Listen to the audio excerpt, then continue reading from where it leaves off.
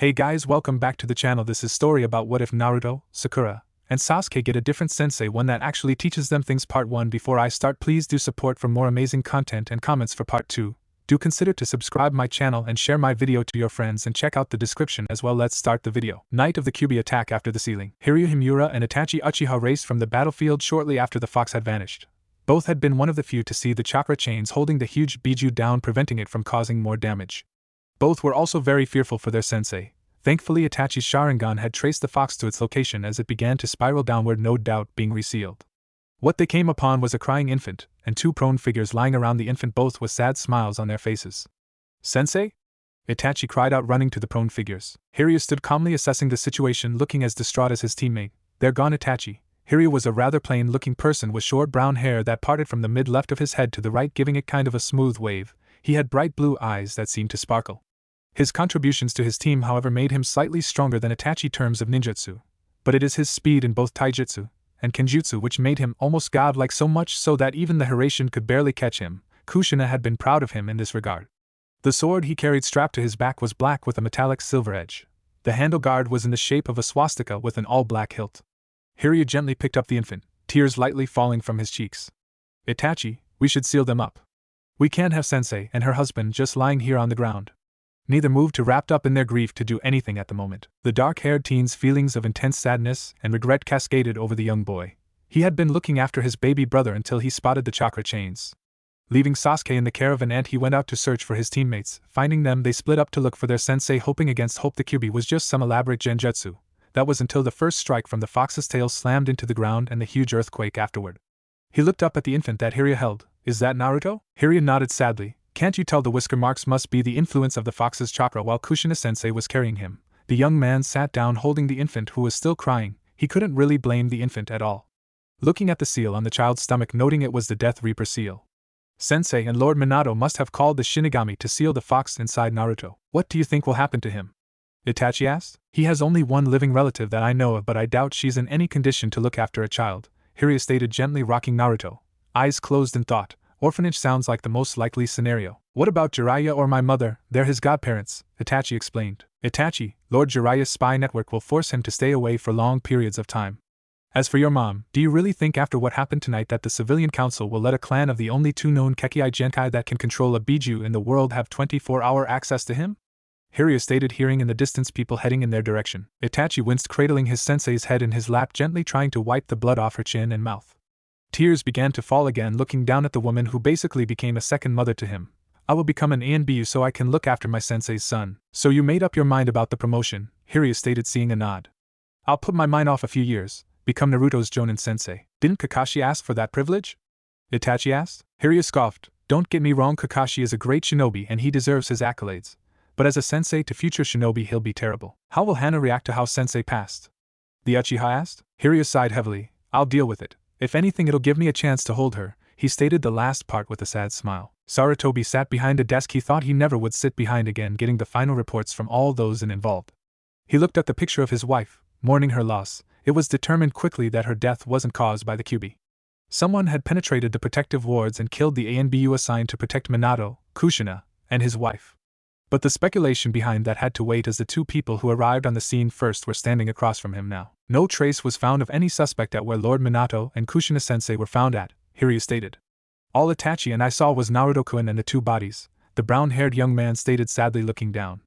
"How is he, by the way?" "Resting, though I suspect as any infant does that he knows he was orphaned tonight," Sarutobi explained with a heavy sigh. "Who's going to take him in, Lord Jiraiya, my mother, or Lady Tsunade?"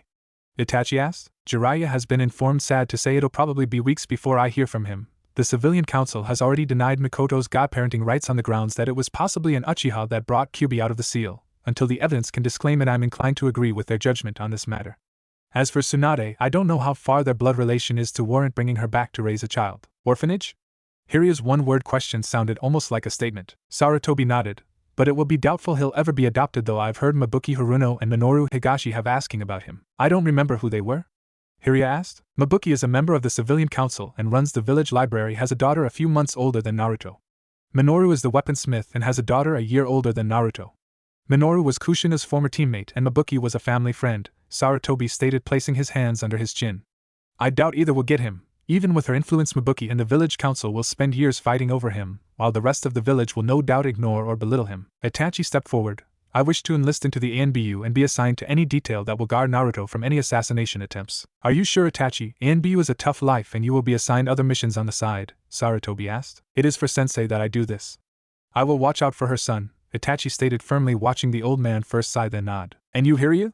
Sarutobi glanced at the other boy. When Naruto graduates from the academy, as I know he'll want to join at some point, I wish to be his Jonin sensei, Hiryu stated. Kakashi has asked the same. He feels obligated to do so for both Minato and Obito. What makes you a better candidate?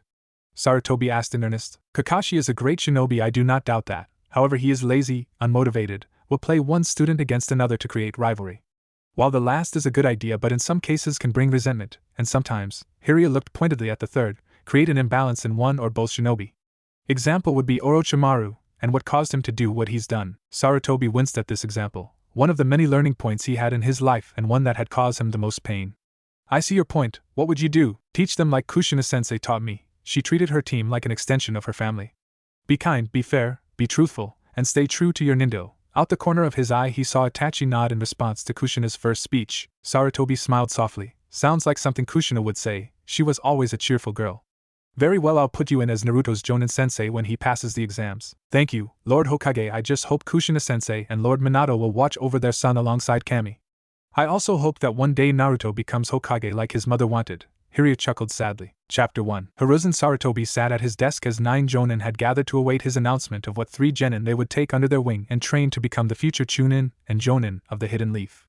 Many of the Jonin consider it a great pride to train the next generation. Sarutobi himself had both great pride and great anguish at the 3 students he had trained, to which they earned themselves so many such accolades, but 2 had fallen to vices and the last had fallen into madness. But that was neither here nor there anymore. It was time for the next group of Jonin to achieve a measure of pride and accomplishment. Gather round, it is time. The old man smiled seeing the group stop conversing and stood facing him. He glanced around the room and sighed seeing one missing. Kakashi will just have to wait for his assignment. He began naming off groups to first 6. When Team 7 was about to be announced, Kakashi finally appeared. Team 7, consisting of Naruto Uzumaki, Sakura Haruno, and Sasuke Uchiha, will be assigned to Hiryu Himura. Kakashi lowered his head slightly but said nothing. He knew this had already been set up 13 years ago, and the argument against him training his sensei's son had been a very good one. He didn't know how to teach back then, and unfortunately his inability to teach was still present even after 3 tries at the academy, some being very comical attempts. When the rest of the teams had finished, Kakashi, Hiryu, and the Hokage were the only ones left in the room.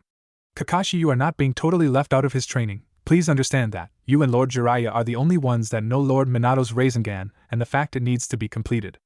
I will ask Lord Jiraiya to train him in the Rasengan when he is ready and ask you to teach him how to complete it depending on what element Naruto has. Kakashi nods, giving a small smile. And Sasuke? If I can lift the anger and hatred in his heart, then yes, I'll send him to you for training. If not, then I will turn him over to Inoichi for evaluation, then a recommendation to have him removed from the shinobi program and have his chakra sealed, Hiryu stated firmly. That bad, huh? Sarutobi asked. His mind right now is solely devoted to avenging his clan and nothing else. What I find hard to believe is the fact that Itachi killed his mother. Or he had someone else with him that did the deed for him. He knew what it meant, and somehow this other person prevented Naruto from obtaining a family, Hiryu stated. What do you mean? Kakashi asked. You know who Naruto's godmother was, Kakashi. She would have been free of her clan and had her rights as Naruto's guardian reinstated. I do not believe it was Itachi or even his accomplice if he had one to do this deed. He held up a crime scene photo of that night which showed Fugaka prone form lying across Mikoto. Many would consider this photo as evidence that Fugaka died protecting his wife. If that was the case, Fugaka's body should have been the one underneath, not the other way round. If Fugaka was protecting her, he would have died first, or had been injured first, and Mikoto would have been the one prone over him trying to protect him. Mikoto had been attacked first. Sarutobi's eyes widened, looking at the photo, taking in every detail, and spotted something. The pool of blood, it centered behind Mikoto's body around her torso. Hiryu nodded, his face grim. Yes, Itachi would have wanted to end his mother's life quick, a stab to the heart or her brain. Also taken the fact that there are no footprints in the blood pool, Hiryu's eyes closed. I believe Fugaka killed his own wife in the chaos of that night, probably believing his benefactor in the coup d'etat that was coming, and would help him. Instead, his son killed him, as evidenced by the stab to his heart. Sarutobi sat down, putting his hands under his chin, looking at the photo, shaking his head mournfully. Now it begs the question, who was Fugaka's benefactor? Hiryu nodded and frowned. Whoever stood to gain with the village being unstable outside the other hidden villages. My money would be on Danzo or Orochimaru, maybe both. Evidence is slim at best, and I would need a lot more to go on. But with this I can make a case that Fugaku wasn't acting alone and that he murdered his wife. Sarutobi looked at the plain-looking young man. Best get going, your students are waiting. Hiryu nodded and shunshin out of the room, leaving Kakashi and Sarutobi alone. Kakashi, I'm giving you an S-rank mission with orders to have it completed before the Chunin exams. The mission? Kakashi asked. Find out who among the shinobi and civilian council were involved in the Uchiha attempted coup d'etat, if possible. I want them taken care of quietly. I'm assigning Yamato and Yugugo as your squad mates for this assignment. I'm sick and tired of Danzo constantly undermining my authority, but I can't attack him directly, so take out his conspirators and destroy his subtle power base in the council. Kakashi nodded. This isn't just because Mikoto? No, this is for Naruto. Mikoto was simply the final straw. The massacre was a necessary evil to preserve village stability, but Mikoto was never involved and I've always found it strange Itachi killed her. The old man held up the photo, eyes flashing in anger. But this proves one thing, Naruto's life is being made more difficult than I first thought, and it is going to end now. The old man slammed his fist onto his desk, shattering it into a million pieces. Kakashi's eyes grew wide, seeing the unexpected power the old man before him just displayed, and how cold he sounded. The once dwindling fire in the old Hokage had been reignited and was fixed to burn anything and everything in its path. You have your assignment, Kakashi, get to it. Kakashi bowed and shunshin from the room as Sarutobi walked to the office door. I need a new desk, something a bit sturdier. Oh, and make sure it has a nice dark finish to it. His secretary nodded dumbly. Naruto paced impatiently while every now and then glancing at the door, contemplating setting up a prank on their sensei for being late, when the door opened. In walked one of the most unassuming people the whisker-marked blonde had ever seen before in his life. Short, smooth brown hair, blue eyes, wearing the standard Jonin outfit, and strapped to his back was a sword. He wore his shinobi headband around his neck like a collar. I'm sorry for being late, was in a meeting with the Hokage, the man stated with a friendly smile. It's okay, Sensei, Sakura stated cheerfully. Excellent, now let's go to the roof and proceed with a little chit-chat. Like to get know my team, the unassuming Jonin stated. A few minutes later the foursome were gathered around a set of small benches sitting facing one another. This will be simple. I will tell you a bit about myself and you will do the same, maybe find out about your teammates a little more. First, before introductions are made, I like to point out something. I do not tolerate fangirlism, acts of betrayal, or Avengers among other things. He glanced mainly at Sakura and Sasuke. One looked a bit down, the other looked absolutely livid. Aside from that, I hope we can be a good team together. Now I'll introduce myself.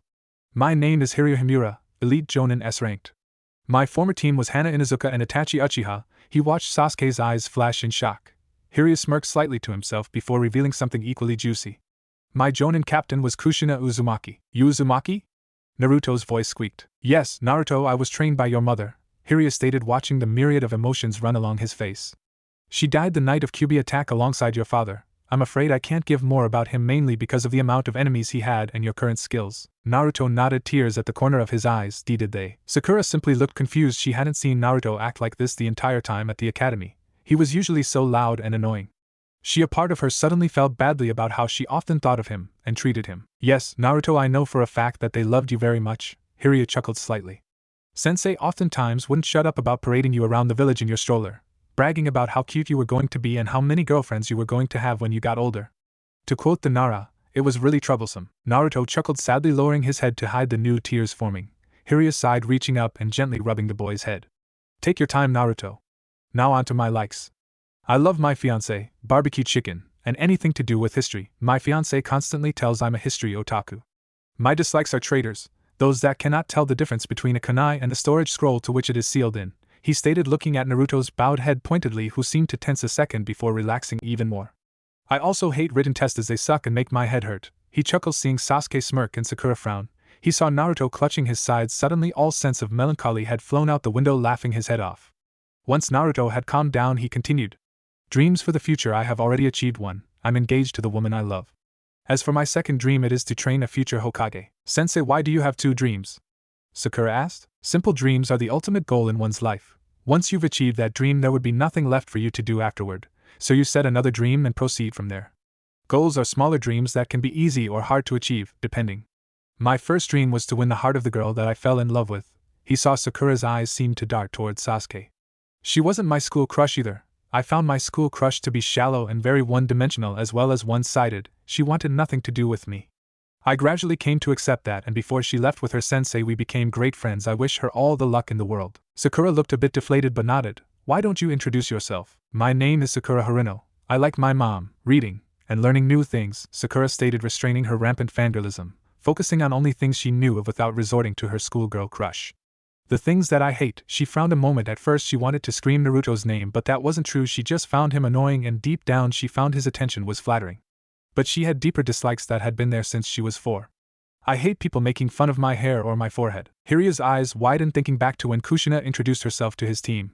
By Kami, that almost sounded like Kushina Sensei for a moment. But Sakura-chan, I like your forehead and your hair. I think it's really cool, Naruto stated. Sakura blushed slightly, not expecting that. And my dreams for the future. She thought about it long and hard. I don't know, she said sadly. She felt Hiryu's hand on her shoulder. She looked up and saw a small smile. It will come to you given enough time. Sakura smiled and nodded before subtly glancing at Naruto, finding his comments had left her heart beating a bit faster, and wondered why. Now on to the last member, Sasuke Uchiha. I don't like a lot of things, hate a lot of things, and I have a goal that I will make a reality, the Uchiha stated, keeping it vague and keeping his thoughts of revenge to himself. I see, Hiryu frowned when the boy didn't clarify more. At any rate, tomorrow will be the final genin exam. He chuckled at their expressions. Did you seriously believe that 3 basic jutsu, a written test, and a taijutsu spar would grant you passage into the shinobi world? He watched each of them look uncertain. You truly have a lot to learn. Meet me at training ground 7 at 9 in the morning, eat hearty. He looks at Sakura, no dieting. Shinobi need all the complex carbohydrates they can get to maintain the energy they need to perform jutsu. It was tolerated in the academy as you were not facing life or death situations. From this moment on, I expect you to eat like every meal is your last. To quote Kushina Sensei, every paycheck is a fortune, every meal a banquet, and everywhere you sleep is a 5-star resort. Aura, while mom was badass, believe it? Naruto chirped happily. Sasuke raised an eyebrow while Sakura looked sick, mostly at the pictures. Yes, she was, the second strongest shinobi in the hidden leaf at the time, with the 4th topping her slightly. Hiryu explained, then handed Naruto something. Here Naruto, this is a team picture I have taken just after we were assigned to her. The 3 young teens looked at the picture. The thing they noticed was how beautiful Kushina Uzumaki was. Wow, Naruto, that's your mom, Sakura stated in awe, not entirely sure what she was expecting. The image she painted after hearing Hiryu's quote didn't seem to match what she saw in the photo. Then again, Naruto has always been unpredictable. Guess I know where he got it from now. She and the rest of Team 7 took in the rest of the photo. Hiryu was on Kushina's right in the photo, holding up a peace sign while trying to smile, which was apparently being made difficult by 2 things: a puppy on his head and the wild-looking girl who had thrown her arm around his neck. The wild-looking girl had her hair pulled back in a tight ponytail, dressed in a yellow tank top, camouflage pants. She also had a puppy on her head. With her free hand she was making her own peace sign. She had a huge smile on her face.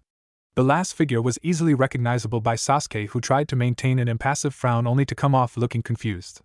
In this photo his brother was actually smiling, though his looked a bit strained, holding up his rather stoic peace sign with a puppy on his head as well. Kushina wore a beige battle dress similar to Kurenai with a few minor differences. She also held up a peace sign and her smile was just as big as Hana's. Sensei, what kind of unit was yours? I picked up on that already. As you may have guessed, with teams 8 and 10 they have specific unit tactic. Team 8 will be a primary hunting and tracking team. Team 10 is a capture and resonance team. Ours is infiltration and elimination, Hiryu stated, noting Sakura's face get pale. You have nothing to worry about in terms of actual elimination until you're older. However, infiltration is about one thing, and that is stealth. My old team was primarily a tracking and elimination team. Hana-chan would track our targets, then Itachi and I did the elimination. She was also our backup and medic nin. If things got too tough for us, Kushina-sensei would step in and take care of it. How many times did she have to step in? Sasuke asked. Early on when we were starting out, I'd say once every other mission, usually when it involved a missing nin of an A rank or higher, Hiryu explained. Your brother did not become the person he is now overnight, Sasuke. His strength happened gradually. Hiryu rubbed his chin, thinking about something for a few minutes, and sighed. I can't do it. Sensei would come out of her grave to get me if I did. The plain-looking man groaned. The Hokage is going to chew me out a bit for this, but screw it. We will not conduct the final genin test tomorrow. So you all are officially genin as of right now. Are really, Sensei? Naruto asked. But tomorrow I will test each of individually. I want to see your strengths and weaknesses, so we can strengthen your weaknesses and refine your strengths. You all can go. Hiryu watched the 3 leave and looked at the photo, a sad smile on his face. A second later, however, a shadow appeared. Looking up, he saw Naruto holding his right arm nervously. Holding up the photo, Naruto took it gently. Thank you, Sensei. I never did get your introduction, Naruto, the plain-faced man stated. I'm Naruto Uzumaki, son of Kushina Uzumaki. My likes are ramen, training, Tuchi Ichiraku and his daughter. I am Irika-sensei, Hiryu-sensei, and the old man Hokage. My dislikes are traitors and hypocrites. My dreams for the future are to marry Sakura-chan and become Hokage to make my mom proud of me. Believe it? Hiryu smiled as Naruto left. I know she is already very proud of you, Naruto, he whispered, and felt 2 very warm arms wrap around his neck. How's my alpha male doing? Hana whispered, feeling a bit nostalgic. Hiryu smirked, turning his head and kissing the Inuzuka woman. How's Kiba? Ugh, that brat has not shut up about being teamed up with Hinata. I just know he's going to drive me crazy with it all day. Hana groaned, sliding into her fiancé's lap. Can I stay with Enko tonight? Hiryu chuckled. I seem to recall you doing the same thing when you got assigned to Kushina-sensei's team. Hana pouted and blushed. Oh yeah, I still can't believe you had that crush on Shizen. I was practically throwing myself at your feet like I was in heat, and you'd ignore me. Yes, but I came around eventually, Hiryu stated, softly nuzzling the wild-looking young woman's nose. And you spent nearly a year and a half playing hard to get, just to make sure I wasn't faking it. Hana's face turned solemn. I didn't want my heart broken if it turned out to be some ruse to get Shizen jealous. Hiryu nodded, holding the woman close. I know, and I'm sorry for being such a stubborn male. Can you forgive me? Hana tapped her chin, thinking. If you take me and make me scream your name at least twice, I think I can forgive you. You're an insatiable bitch, you know that? Hiryu snickered. Hana smirked darkly. Yes, but I'm your insatiable bitch, and don't you forget it. I've claimed you and no other female can have you. Hiryu kissed her long and hard. I like the sound of that. Naruto was the first to appear at the designated training area, followed closely by Sasuke, then Sakura. Hiryu appeared only 15 minutes later with a smile as the two waved to him, while the third just turned to acknowledge him. Good morning, Sensei, was Sakura's pleasant reply. Morning, Sakura. Did you all eat hearty? Hiryu asked, to which all three genin nodded. Good, because in replacement for allowing you to forego the regular final assessment most genin go through, and the old man ripping me a new one, Naruto laughed. As I said yesterday, will be testing your strengths and weaknesses to help decide how you will be trained. Sasuke stepped forward. You will be first. The Uchiha smirked slightly before stepping forward. We will conduct a spar for however long you last. Display all your known jutsu and fighting prowess. As soon as he finished speaking, he launched at Sasuke. Both fought, and the Uchiha brought out every jutsu he knew before his sensei knocked him to the ground. Sasuke looked up from his spot on the ground, breathing heavily. Hiryu frowned slightly. What? The Uchiha asked. I must admit your speed is impressive, and you grasp your family's taijutsu very well, but it was your great fireball jutsu that seemed off to me. Tell me, have you always had trouble with it? Hiryu asked. Yes, father constantly stated his disappointment at it, Sasuke grudgingly admitted. Hiryu nodded, and this time he smiled. I see, and I may know the reason for it. Your elemental affinity is not that of fire. Your brother and your father were both aligned closely with fire. You, however, I believe may have inherited your mother's affinity. Sasuke sat up, looking a bit confused.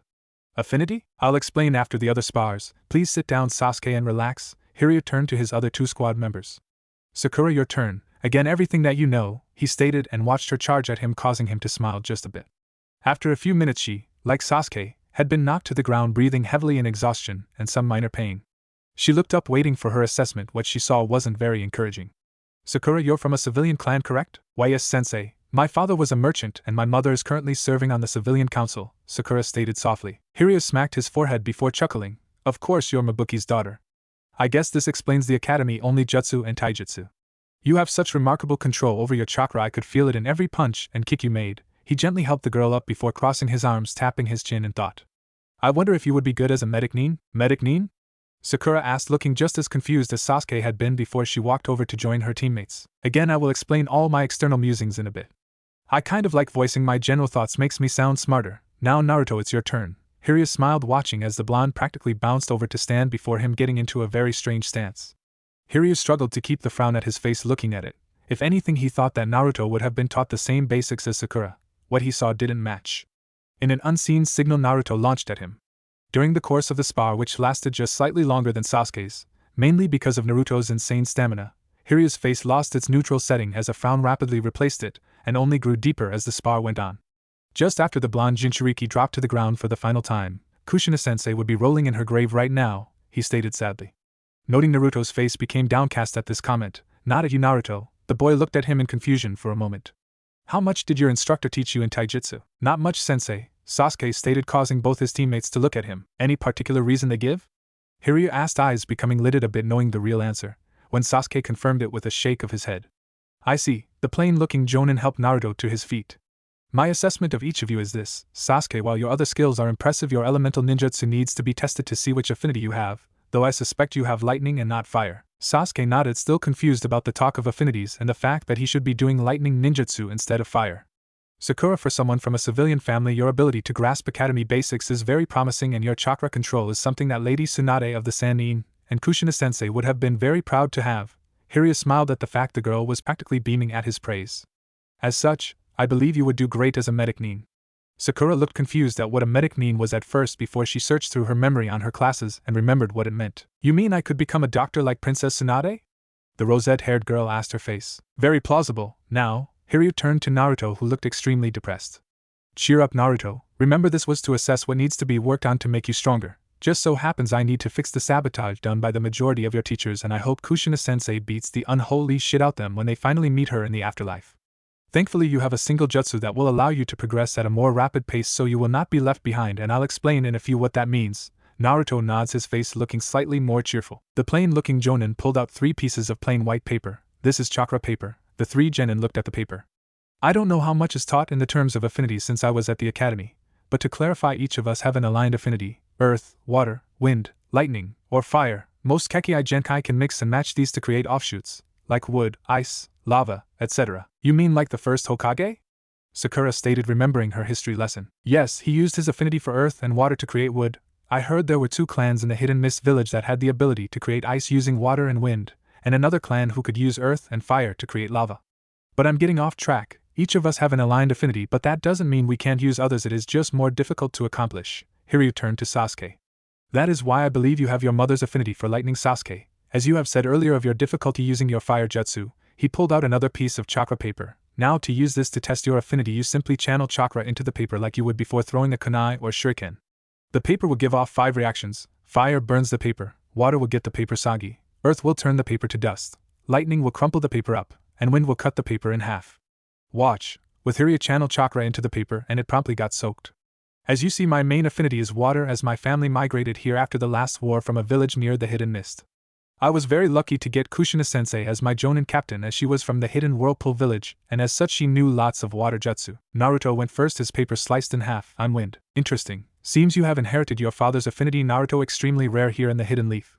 But I know someone who can help you with any wind-based jutsu, so no worries. Hiryu patted the blonde on the shoulder, turning to Sakura, looked downright confused. The paper was split, and it was soaked, causing the jonin to raise his eyebrow with genuine interest. Water and wind. Our little Sakura is indeed full of surprises, it seems.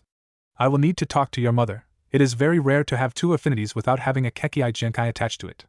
Outside of that, looks like you and Naruto will be having joint training in wind jutsu. Sakura nodded while Naruto was practically trying to keep his face from splitting at the amount of joy he was feeling being able to learn wind jutsu alongside her. Sasuke had done the same and confirmed Hiryu's suspicions as the paper was crumpled in the Uchiha's outstretched palm.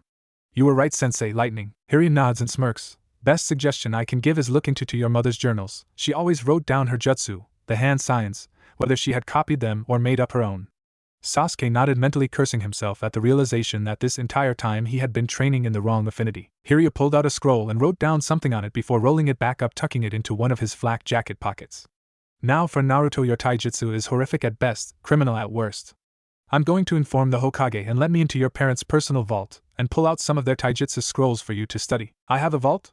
Naruto asked. Yes, though most have been held in trust till you reach your 18th birthday, which has been supplemented with money from your godfather from sales of his books and a special trust from godmother after she was killed 6 years ago, Hiryu stated. Wait, I have godparents? Naruto looked hurt. Hiryu nodded, wincing slightly at the boy's expression, dropping to one knee. Listen, when the time comes you can beat your godfather to the ground for neglecting his duty, which he certainly deserves. His excuse, while a good one, still doesn't give him the right to not see you on occasion.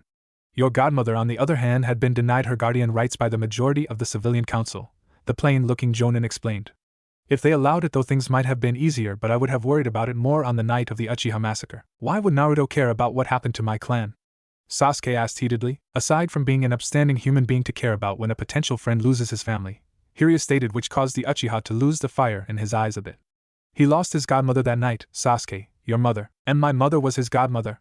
Sasuke looked stunned. Just as his mother was yours, Hiryu stated, making the Uchiha slump to the ground, his mind blown at the implications.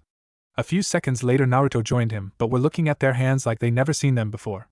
This will be the end of the lecture time today. You and Naruto need to let this sink in, and I have an errand for Sakura to run. What do you need, Sensei?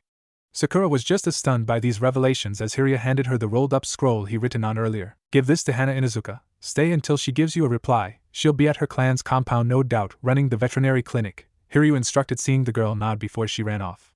The plain-looking jonin turned to look at his students, shaking his head. Sakura Haruno looked down at the scroll she was given as she walked toward the Inuzuka clan compound.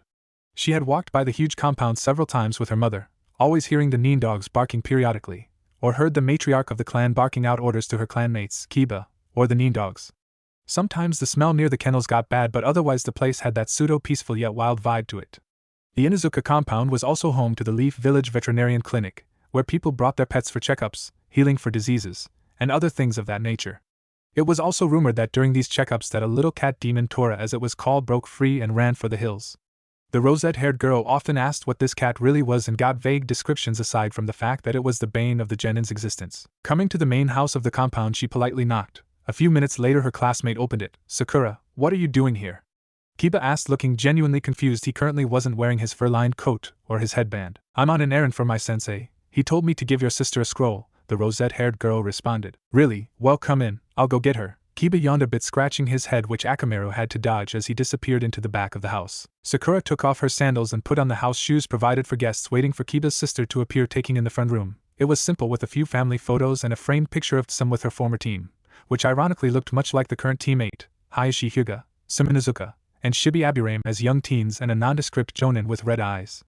Might be a relative of that woman that picked up Kiba, Hinata, and Shino.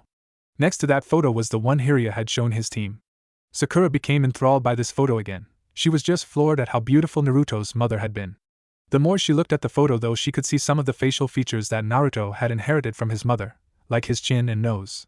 But it begs the question, who was Naruto's father? The fact Naruto didn't have red hair or green eyes meant he inherited his father's blonde hair and blue eyes. I'm reading too deeply into this, but Jiraiya-sensei did state that Naruto's father had lots of enemies. Which means Naruto's father was really strong, and was able to grab the attention of the strongest kunoichi of the Hidden Leaf. The only one stronger than her at the time was the fourth Hokage. Sakura's eyes widened when she mentally overlaid Naruto's face with the fourth Hokage's face. She then ran to nearest window to look out and look at the Hokage monument. What she saw only confirmed her hypothesis. Naruto's father was the fourth Hokage. Hana Inuzuka was having a normal work day, meaning she spent the morning checking on her clan's dogs. Some of the females were with pups, others were down with various illnesses. Priority dictated she check the ones with serious illnesses first and decide whether or not they could be saved with a vaccine or having the rather unfortunate duty of euthanizing them. Needless to say, she was overall happy that only one had a serious illness, and it was treatable. The females with pups she checked and rechecked to make sure they were doing well. It was always a joy to see new pups enter the pack. New pups meant a new member of the clan would be born somewhere within the next 9 months. She had just finished the last checkup when Kiba appeared. "Sis, Sakura is waiting for you. Apparently my future brother-in-law has something for you." Hana rolled her eyes before turning to her baby brother. There were many things she found in her brother that was annoying. Mostly it was that his personality matched their father. She sighed watching as he walked away, Akamaru perched on his head. One of the things that seemed to perturb her brother was the fact that she chose Hiryu as her mate. He simply can't understand that Hiryu is alpha material, can't understand that my Hiryu-kun has the 3 things that make him an alpha male. He'll know what it means eventually, mother stated. Father took a while before he came to the realization, and then abuse it, baka father. Hana entered the house still wearing her lab coat, mostly because Hiryu often stated she looked sexy wearing it. One of the few role-playing things they did after they became engaged was her wearing lab coat and a pair of wire-framed glasses with no lenses and nothing else. He has such an imagination, and he has never once touched those porn books Kakashi-senpai always reads. Hana giggled to herself as she walked into the foyer and noticed Hiryu's student was missing. Looking around, she spotted the pink-haired kunoichi looking out the window at the Hokage monument. Hana winced slightly at the quotations in her mind when referring to both Ino and Sakura as kunoichi. She hoped Hiryu and Asuma can break the 2 girls of the fangirlism before it caused them harm. The closer the Inuzuka girl got to the window, she noticed the rosette-haired girl was staring at but not really looking at the monument. Instead, the girl looked like she was trying hard to catch her breath. "Sakura?" Sakura jumped, turning to the older girl. "Oh sorry, Sensei wanted me to give this to you." The girl pulled out a scroll and handed it to the older girl. "He also said I needed to stay here until you've read it and ask you what you thought." Hana shrugged and opened the scroll. Reading the contents, she struggled to keep a look of surprise off her face or to look up at the frail-looking girl. When she finished, she rolled the scroll back up and tapped her chin, looking at the rosette-haired girl with a long-nailed index finger, and thought, "If you weren't a shinobi and still a civilian, would you like the idea of being a doctor?" Sakura's eyes widened for a moment before she thought about it. The rosette always liked the idea of helping people. Granted, she was annoyed at Naruto most of the time, but when she saw him struggle in some of the simpler assignments in school, a part of her wanted to help him. This was made worse by the fact that almost all the teachers, except Irika, treated Naruto like he was either not there or like he was nothing to be bothered with. It wasn't until the last 2 years that he appeared to simply give up and start pulling more pranks. Also, he seemed to go out of his way to ask her out every other day, which annoyed her and flattered her at the same time. Still, the idea of helping someone in need always appealed to her, even if that person drove her crazy. "If I could help anyone, then yes, I would love to be doctor if I couldn't be a shinobi." Hana smiled. "Good answer. Now let's test something else out before I send you back to Hiryu-kun with my recommendation. What do you think is the ideal alpha male?" Sakura blinked, caught off guard by the question. What do you mean? With a sigh, Hana gestured to the rosette-haired girl to look out the window at the monument again. It's how we in the Inuzuka clan are. We think much like our nin dogs, from the way we act to how we perceive other people. Take the Hokages for a prime example of being what we Inuzuka females like to call the alpha male. They follow the three main credence of what alpha males truly are. 1. They are strong both in protecting their pack but also providing for said pack. Number 2, they hold unconditional love for their pack, their mates, and their pups. Finally, the alpha male is willing to sacrifice for their pack, by sacrificing themselves if need be from threats that would destroy the pack. The 4 Hokages are, as I said, prime examples. They have done all these on every occasion possible. This is why the Inuzuka have always loved being part of the Hidden Leaf. So many good alpha males here. Sakura pursed her lips. Okay, so are you saying that Sasuke-kun isn't an alpha male? Hana scoffed, crossing her arms. Hardly, and for you and the Yamanaka to present yourselves to the Uchiha like bitches in heat is disgraceful. No bitch should ever present themselves to an unworthy male in the way you have. Sakura's eyes flashed. Sasuke is strong. How can you say he's not alpha male material? Please, he is an alpha. He's a lone wolf. He cares for nothing but his single-minded goal. He shows no willingness to protect anything save himself, and he would sooner run from a fight than sacrifice himself for anyone. Itachi is an alpha male. Hiryukin is very alpha male. Kiba, if he ever gets his head out of his ass, has great potential to be an alpha male. Shino is an alpha male. Shikamaru and his father, regardless of how lazy they are alpha males. Choji, no matter how much he eats, is an alpha male. Your teammate Naruto is by far the personification of what it means to be an alpha male, Hana states, shaking her head. You totally missed it because you're sniffing around someone who doesn't deserve you. Sakura frowned, mostly because the older girl was disturbingly making sense. The more she thought about it, the more her heart sunk. While she was slightly mortified at the blunt manner of speech, Hana did point out things that the rosette-haired girl overlooked. Naruto had gone out of his way during the academy days to make her feel special by asking her out repeatedly. At first she found it flattering, but the more she got into her rivalry with Ino, the more she found Naruto's advances to be annoying and unwanted. But she wasn't ready to give in to the fact just yet. She latched on to the last bit of rationalization she had. Sasuke is Rookie of the Year and Naruto is dead last. Hana started cackling at this. Hiryukin was a dead last and Itachi had been Rookie of the Year in our year. But when they fought, 9 times out of 10 Hiryukin beat Itachi's ass. Academy ranks are so much bullshit it's not even funny. None of the Rookies of the Year from the Academy have ever lived up to the hype.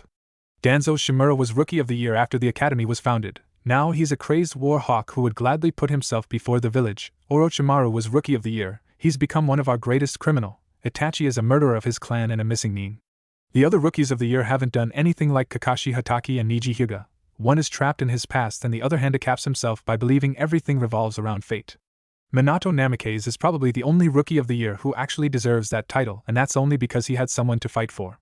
Rookie of the Year is bullshit, so unless you have something else. Sakura slumped her shoulders, shaking her head as things seemed to crash around her, revealing how badly she messed up. She then felt Hana gently pat her shoulder. Looking up, she saw the older girl smile sadly. I wanted to fit in. Everyone liked Sasuke. They thought he was cool, handsome, and mysterious. Hana nodded. Go for the bad boy and ignore all the other guys thinking you could save him or change him. The rosette nodded and the wild-looking young girl sighed heavily. That path only leads to pain and misery. I should know. That's how my mother was when she fell for my father, thinking he was an alpha male. Granted, he became one later, but he abused it. It ended badly. He became an A-ranked missing nin. Mother and Hayashi Hyuga hunted him down. She was forced to land the killing blow. She's never been the same since. She hides it well, but every time she looks at Kiba I know she sees my dad. Sakura looked down a few moments, taking a deep breath. So what happens now? Well, during the weekends you'll come here and I'll be training you the basics in medical ninjutsu. I'm a veterinarian, not a doctor. But all medic nins get the same basics. Hana smirked, seeing the girl's eyes light up. You mean I'm going to be training in medicine? Sakura asked. Hana nodded. Yep. Blame your sensei, the handsome devil that he is. He wanted me to evaluate you, so I did. While you're a bit on the fangirly side, I see you can throw that out the window if you give yourself enough time and really train. Here's a bit of advice. Drop the lone wolf or go for the alpha male in your squad. Guarantee you'll be happy. That's what true alpha males do, their bitches. Sakura looked down, feeling uneasy, and frowned slightly at being called a bitch again. How do I even begin? That's easy, apologize, Hana replied. If he's like any true alpha male, Naruto will gladly forgive you and you'll be back to square one. But if he's anything like Sensei was, he'll probably wonder why you're apologizing. Before saying her goodbyes and promising to be at the veterinarian clinic Friday morning at the earliest. Why do you constantly call me a bitch? She asked, tick mark appearing. I call any female a bitch. Remember, we Inuzuka have a dog-style mentality and female dogs are called bitches. Hana explains with a shrug, as if it was the most normal thing in the world. I didn't mean to offend you, but that's how I am. Sorry, Hana-sensei. Sakura bowed slightly as Hana pulled out a scroll and wrote down something. Midway through, the woman gave a vicious grin. Here, give this back to my hunky fiancé. Hana handed the rosette the scroll before shooing the girl out. Friday morning before the clinic opens, get some scrubs. The wild-looking called out at the departing girl. Be sniffing around Naruto before the end of the month, all according to plan, the Inuzuka smirked. Naruto had been dumbfounded at finding out who his godmother had been, and then traveled back to his memories. He vaguely remembered a woman with black hair and eyes often stopping by during his time with the Hokage. He remembered many times being left alone with the woman who seemed to suddenly dote on him, often asking him how he was doing after the old man left, always with a sad smile on her face. After a year of this he got used to it, and began opening up to her more and more as time went by. He never knew who she was, only that she often told him to call her auntie, although at the time he never understood why.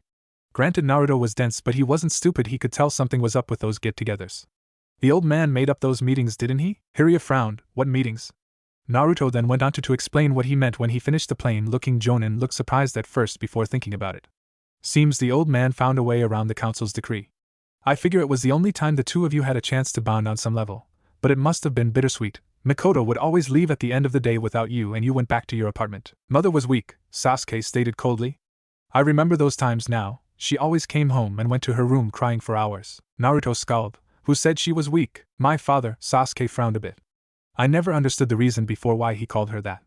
Now I do. She wanted to play surrogate mother to a loser like you. He was right, she was weak. Before Sasuke could react, Naruto seemed to teleport from the spot where he was standing and appeared right in front of him, the blonde slamming his fist into the Uchiha's face. How can you say that? Naruto growled. Sasuke holding his cheek, looking surprised at getting taken off guard. Looking up, he glared at the whisker-marked blonde. It's the truth. She should have stayed at home and been a wife dutiful to father like she was supposed to, rather than go pining after her best friend's son. She would have survived being killed. Enough, you can go, Sasuke, Jiraiya said firmly. Both boys backed down as they watched him turn his head. Both followed, spotting Sakura standing there looking absolutely shocked. Sasuke snorted, walking away. Oh, and Sasuke, tomorrow 9 o'clock training begins in earnest. The Uchiha stopped for a second, nodding in acknowledgement before leaving. Welcome back, Sakura. I'm sorry you had to see your teammates fight like that. Sakura walked over, handing him the scroll Hana had given her, looking even more distraught as she saw the idealism behind her feelings for Sasuke get blasted into a million pieces with such a cruel phrase, along with Hana's strange logic about the male half of humanity. Does he really think that about women? His father instilled a lot of the Uchiha's cruel ideals upon him. He is truly his father's son, Jiraiya stated distastefully, reading the scroll, blushing slightly at one point at something his fiancée wrote down. Damn, she's horny again. Never met a woman so damned insatiable, but considering who her mother is and who her friends are, I'm lucky she hasn't strapped me down yet. I take it you know then about Naruto's father? Naruto's eyes perked up at that, turning to Sakura expectantly. Sakura nodded. I see. Well then I will ask you to keep it a secret for a while. He paused, seeing Naruto about to protest.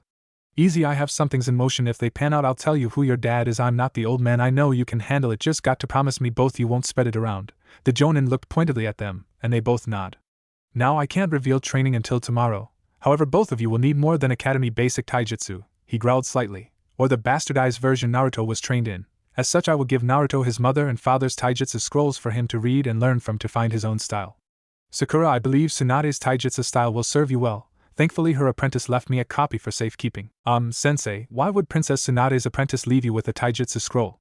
Sakura asked. Parting gift, Jiraiya smiled sadly. Something to remember my first crush by. However, I feel I've held on to it long enough.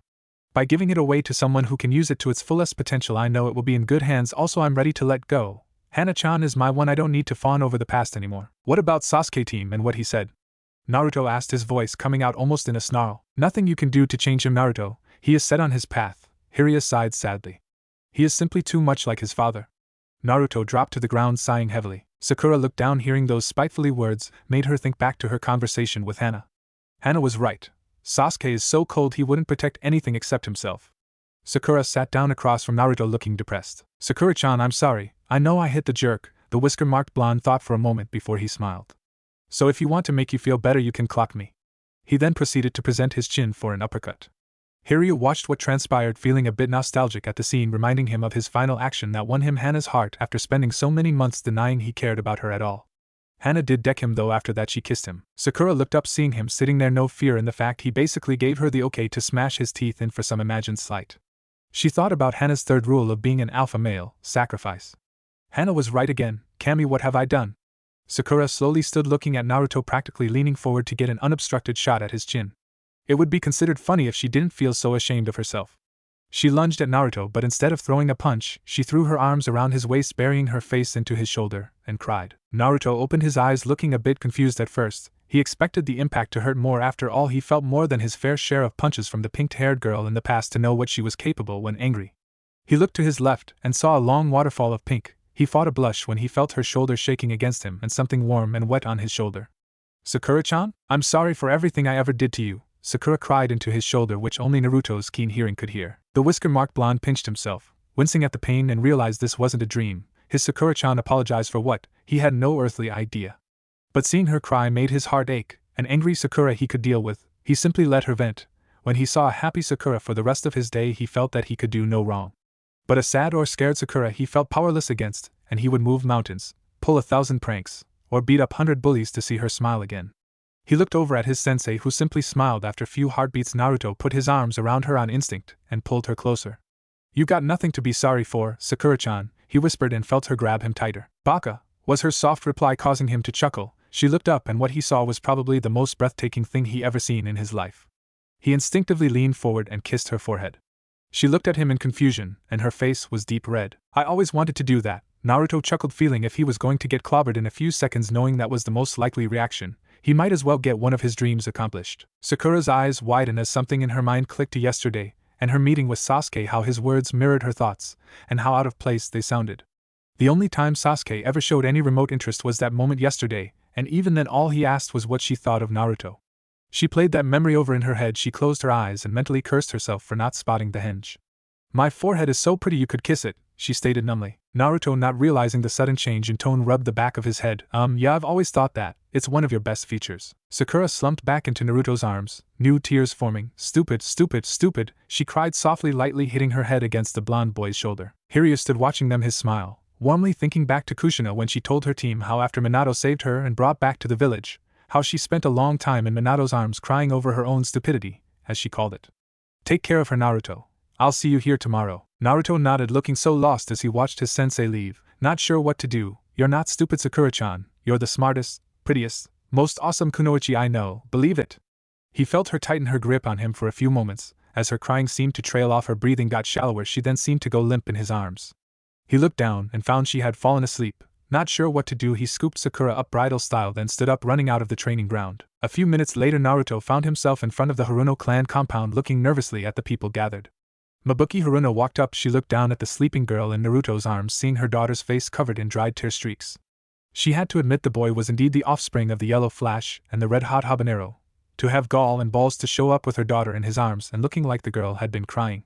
"Better explain yourself, young man. Why is my daughter sleeping in your arms and looks like she's been crying?" Naruto winced, took a deep breath, and explained what had happened the best he could. Their first team meeting, Sakura leaving briefly to run an errand, the weight of knowing who his mother and godmother were, his fight with Sasuke, and everything Sakura did when she got back. "I'm sorry, but she wouldn't tell me what I did wrong. Heck, she didn't even hit me.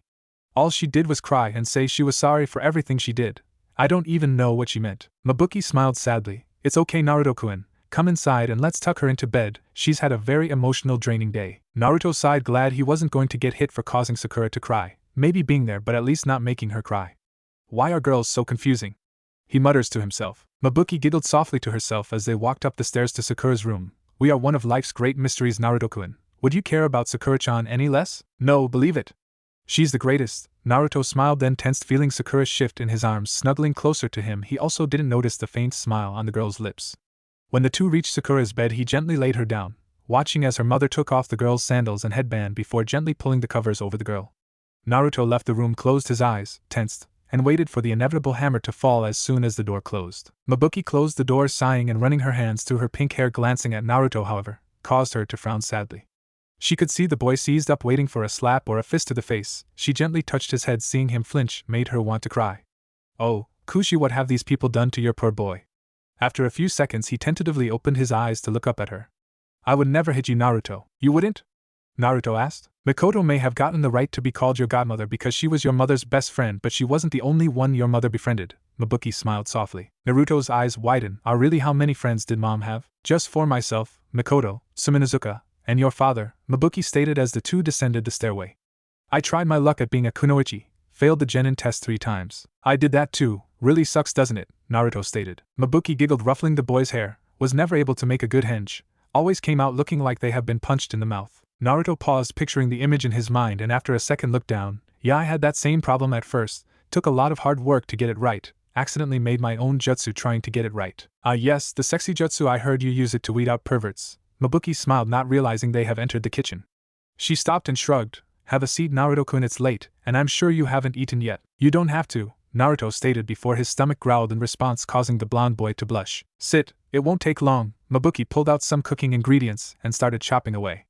Besides, gives me more time to stay at home. Civilian council duties are a real pain. Oh right, Sakura-chan loved to talk about you being on the council when she was in the academy. Her and Ino gossiped about it just as much as they fangirl about Sasuke team, the blonde boy chuckled. Mabuki frowned a bit before turning, pouring some oil into a wok. Fangirls, how I hate that term, she stated softly. I'm sorry, Naruto stated looking down. Not your fault, Naruto. The term itself, however, is a sore spot for me.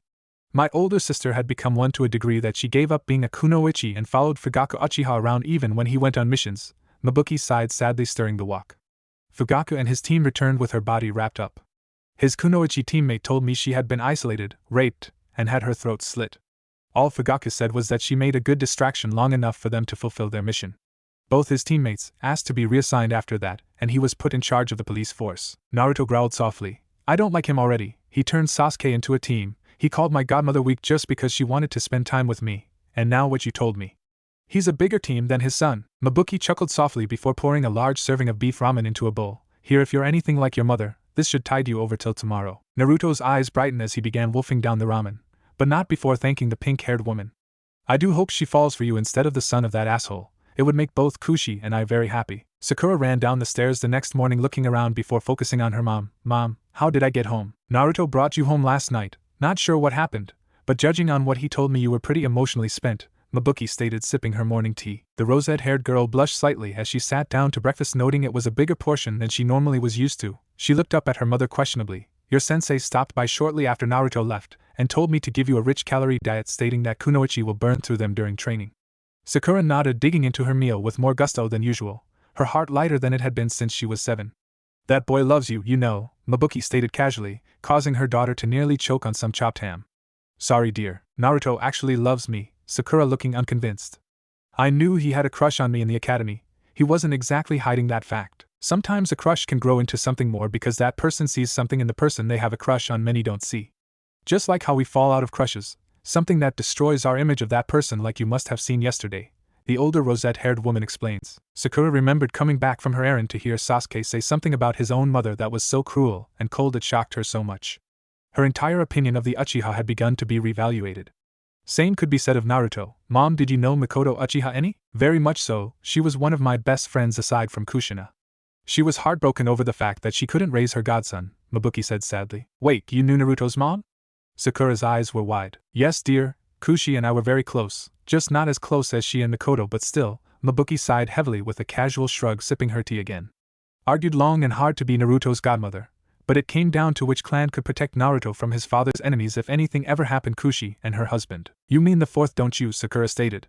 She married Minato Namikaze, didn't she? Mabuki smiled a bit in pride. Not hard to figure it out, was it? Many others ignore the fact that Naruto is the spitting image of his father, Naruto himself included. The rosette-haired girl giggled, taking a bite of her toast, looking at the clock, seeing she had a good hour before meeting with her team.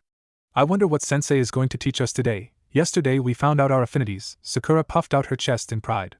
I have 2 wind and water, Sasuke has lightning, and Naruto has wind. Mabuki nods. Well, we are descended from a prominent Kekkai Genkai family from the water country, though years of being civilians probably washed most of our bloodline into the gutter. Sakura sighed heavily, finishing her meal. Sensei also put me in touch with his fiancée to teach me basic medical ninjutsu. Really? That's a very good profession to fall back on, Sakura-chan. I'm very proud of you. Mabuki smiled brightly before catching the melancholy look on her daughter's face.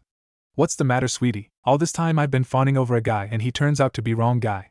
I bought into the same thing that every other girl in school did. The rosette-haired girl buried her face in her hands, new tears forming. Mabuki gently gathered up her daughter into her arms and let the young girl sob. After a few moments she gently brought her daughter's eyes up to meet hers. Sometimes, Angel, things are not always as cut and dry as we believe. Sasuke might be a pleasant, handsome face and his attitude comes off as cool, but in the end when you look underneath, you see who he truly is. He's a hateful, brooding, insensitive bastard. Sakura shouted, eyes flashing angrily. Mabuki's smile returned. Very true. Now, who do you know that is the direct opposite, and you've found your ideal boy? Taking a few minutes to calm herself, the rosette-haired girl went to the sink to wash off her face and empty her breakfast dishes, thinking. Someone who is kind, thoughtful, sensitive, in most cases, and selfless. Sakura blushed slightly thinking about how Naruto carried her home after she cried herself to sleep on his shoulder. Naruto, she whispered softly looking at her reflection in the window. She saw a very tired-looking young girl with a waterfall of hair she never truly wanted. She only grew it trying to get a stuck-up asshole to notice her. Mom, can you help me cut my hair down to what it was like before I started school? Sure, but it'll have to wait until this evening. Council meeting today, Mabuki stated, chugging down her tea. Sakura nodded and went up to get ready to meet her team. Looking into her closet, she saw battle dress after battle dress. She growled looking at the assembles. She picked out one before glaring at the rest. The rosette-haired girl started pulling each one off the rack and shoving them into a large empty cardboard box she found. Once that was done, she got dressed, not realizing she had been crying during the whole ordeal. Anger, confusion, sadness, and a small amount of relief flooded through her during this moment. It was like as she had died and been reborn with each article of clothing being shoved into the box. After she finished, she washed her face again and headed for the training ground. Hiryu had arrived to see Sasuke standing by himself brooding as usual. Train me, Sasuke states. No, we will wait for your teammates, Hiryu stated, simply leaning against a tree. I'm the only one who matters, the others are weak. Train me. Sasuke growled a second before he found himself on the ground, the point of Hiryu's sword at his throat. You don't make demands of your sensei or your superior, Genin, Hiryu stated, his voice cold as ice.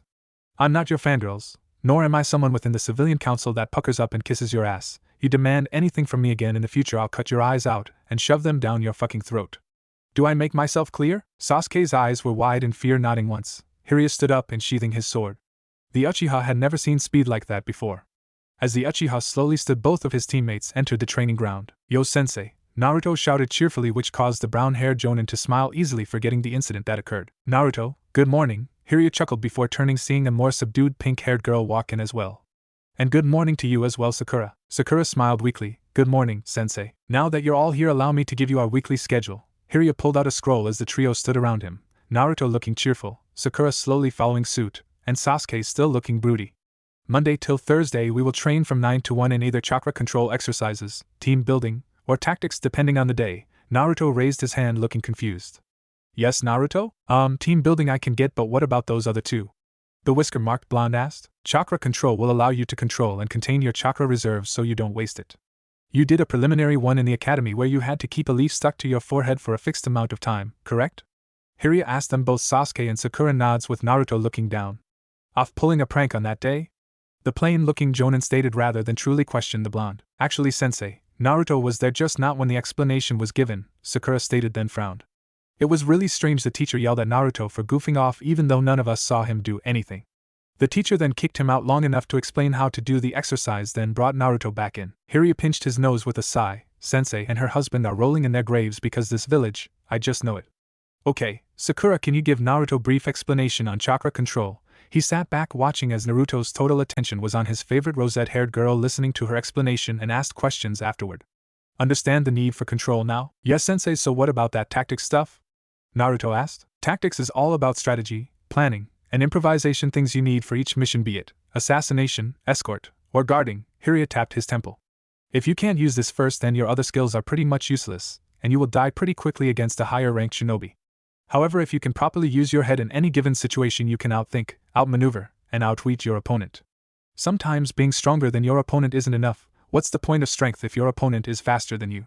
Tactics allows you to be faster than your opponent, regardless of how powerful he is. A genin can take down a jonin if the genin has a better endgame, and jonin always underestimates a genin, giving them ample opportunity to apply their endgame. Sasuke scoffs mentally at this, only believing what his father had told him, that strength and power were the only means, anything else was less than nothing.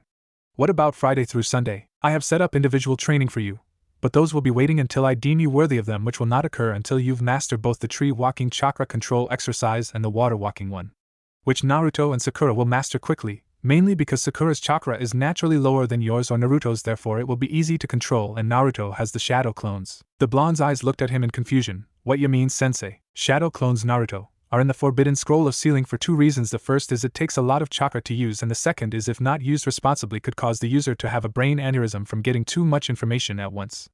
However, according to the Hokage, you summoned nearly 500 clones the night you became a genin, so the chakra use isn't really an issue. However, use them sparingly, no more than 10 to 20 for the control exercises, Hiryu explains. At any rate, that's the reason I believe you'll master the chakra control exercises just as fast as Sakura. Sasuke has no such advantage, but if he works at it, he can master both within 2 weeks. That's when you'll be training on the weekends with the specialists I have lined up. Sakura and Naruto, you'll be training with the Suma Sarutobi on your wind affinities on Friday. Sakura will spend Saturday and Sunday with my lovely fiancé and medical ninjutsu. Naruto will work on his taijutsu forms with Might Guy. Hiryu glances at Naruto. I must warn you though, Naruto, Guy is a bit eccentric, so ask him to keep you both in your current attire and the training schedule he and I worked out. Hiryu groaned. Better yet, I think I'll ask my future mother-in-law to watch that loony. He's already got one clone, I don't need you turning into another. Hiryu then turned to Sasuke. You'll be training with Kakashi Hatake in both your lightning affinity as well as the Sharingan when you manage to unlock it. The plain-looking Jonin raised a hand, keeping the Uchiha from voicing his question. He obtained the Sharingan during the last war when his teammates saved him and gifted the eye to him after dying from his wounds. The plain-faced Jonin walked a few paces away, missing Sasuke's glare. Let's begin. Naruto, make 10 shadow clones and the 13 of you grab a kunai. With that, the Jonin led them to a series of trees, first demonstrating what he wanted them to do before sending them off to do it. 3 months have come and gone since Team 7's first meeting. When they weren't training together in tactics, team building, and chakra control, they were with their supplementary trainers. Naruto was now proficient in his parents' first 2 tiers of their taijutsu arts, with 3 more to go in his father's taijutsu and 4 more to go for his mother's. He was also added the wind style, great breakthrough, and the modified wind style, Wine Scythe Jutsu, with Hiryu contemplating getting Kakashi or Jiraiya to teach him the Reassigning. With her fangirlism on Sasuke crushed, Sakura began training more. Her taijutsu had expanded to include Tsunade's brand of taijutsu, which incidentally also included more medical jutsu for her to learn. She also knew water style, water shotgun jutsu, and the dangerous water style, water dragon jutsu. Both had grown greatly under their teachers, and were pleased with the praise those teachers have given them. Sasuke, on the other hand, was slowly becoming more livid with each passing day when his teammates seemed to get stronger than he. The reality of it was he was just as strong as they were, he just simply didn't see it. His Sharingan had awakened during his training with Kakashi like Hiryu had told him, and he had been taught in its use only for his team sensei ordering him to not use it unless in a combat situation. How can I not use it? It's my bloodline. Simple, every Leaf Shinobi has worked hard to obtain the skills they have. For you to come along and use your Sharingan on their hard work is a disgrace to you, to your clan, and to this village. I have no qualms using your Kekkei Genkai against an enemy shinobi or during the Chunin exams, but while we are within these walls, those eyes better be turned off or I'll turn them off for you, Hiryu stated calmly. Sasuke hated the man with a passion, feeling he was trying to keep him stagnant and weak. The only thing that made it worse was that the man's fiancée is an Inuzuka. His father often told him the fact that the Inuzuka were nothing more than weak, pathetic trackers that needed a Hyuga or an Abirame to watch their back while they charged blindly into a battle with their stupid mutts.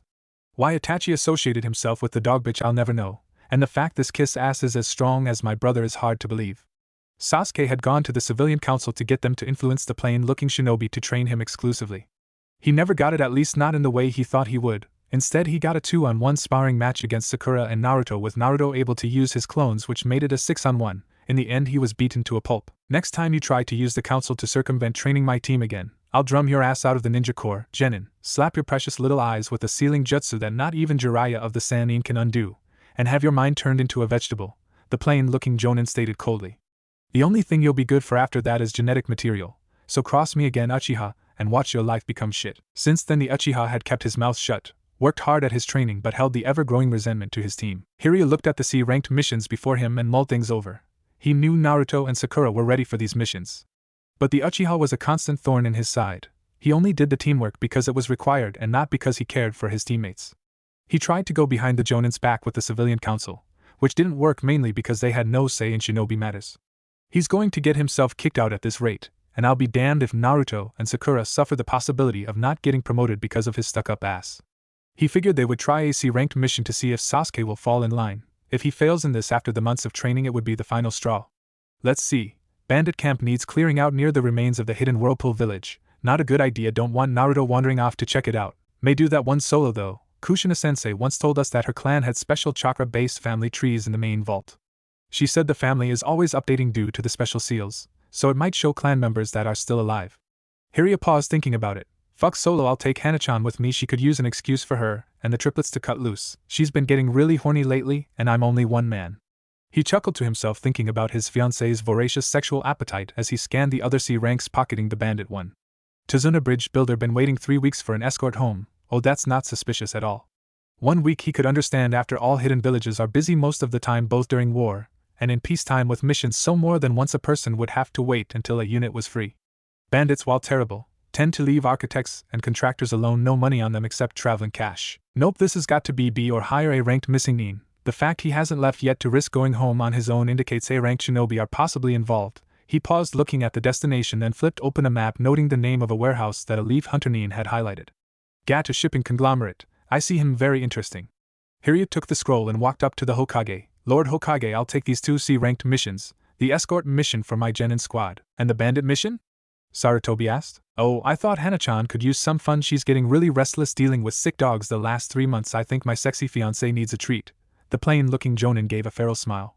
I would also like Kakashi Hatake to come with us to escort my team back to the village while Hana-chan and I do the second mission. That's not standard procedure. Normally if a jonin sensei needs to leave on an assignment, he just escort his team home then do the assignment. He's basically stating he needs another jonin and a chunin to accompany his team because the client is lying about the mission parameters. The old Hokage nodded subtly as Hiryu turned. I'll let the bridge builder know to meet your squad at the front gate. Naruto was ecstatic after the team's first mission to catch the unholy terror that was Tora, which the whisker-marked blonde hated with a passion at first, yet Team 7's sensei loved the animal dearly. With anyone else the cat lived up to the nightmare stories told about her, but the moment she touched Hiryu's arms the cat became docile and purred up a storm. Naruto couldn't understand such a thing at first until he saw how his sensei held the cat. Tentatively, Naruto actually petted the animal and was rewarded a few minutes later when the cat jumped into his arms. He actually apologized to the cat, and whispered to it thanks for the training exercise. Tora bumped her head into his chin as if telling him she enjoyed the chase, and was glad she marred the Uchiha's face real good. Tora-chan is pretty cool, I feel bad for her though, having to deal with the Fire Lord's wife. I hope the fat old hag squeezes the life out of that monster, Sasuke snarled. You're just mad that she doesn't worship the ground you walk on, the blonde snickered. Animals are weak distractions, the Uchiha scoffed turning away. Shaking his head, Naruto turned to look at the girl of his dreams noting she was ignoring them reading her medical textbooks which she had taken to doing when their sensei was away getting them set up for training usually involving either tactics or team building. So which book you reading today, Sakura-chan?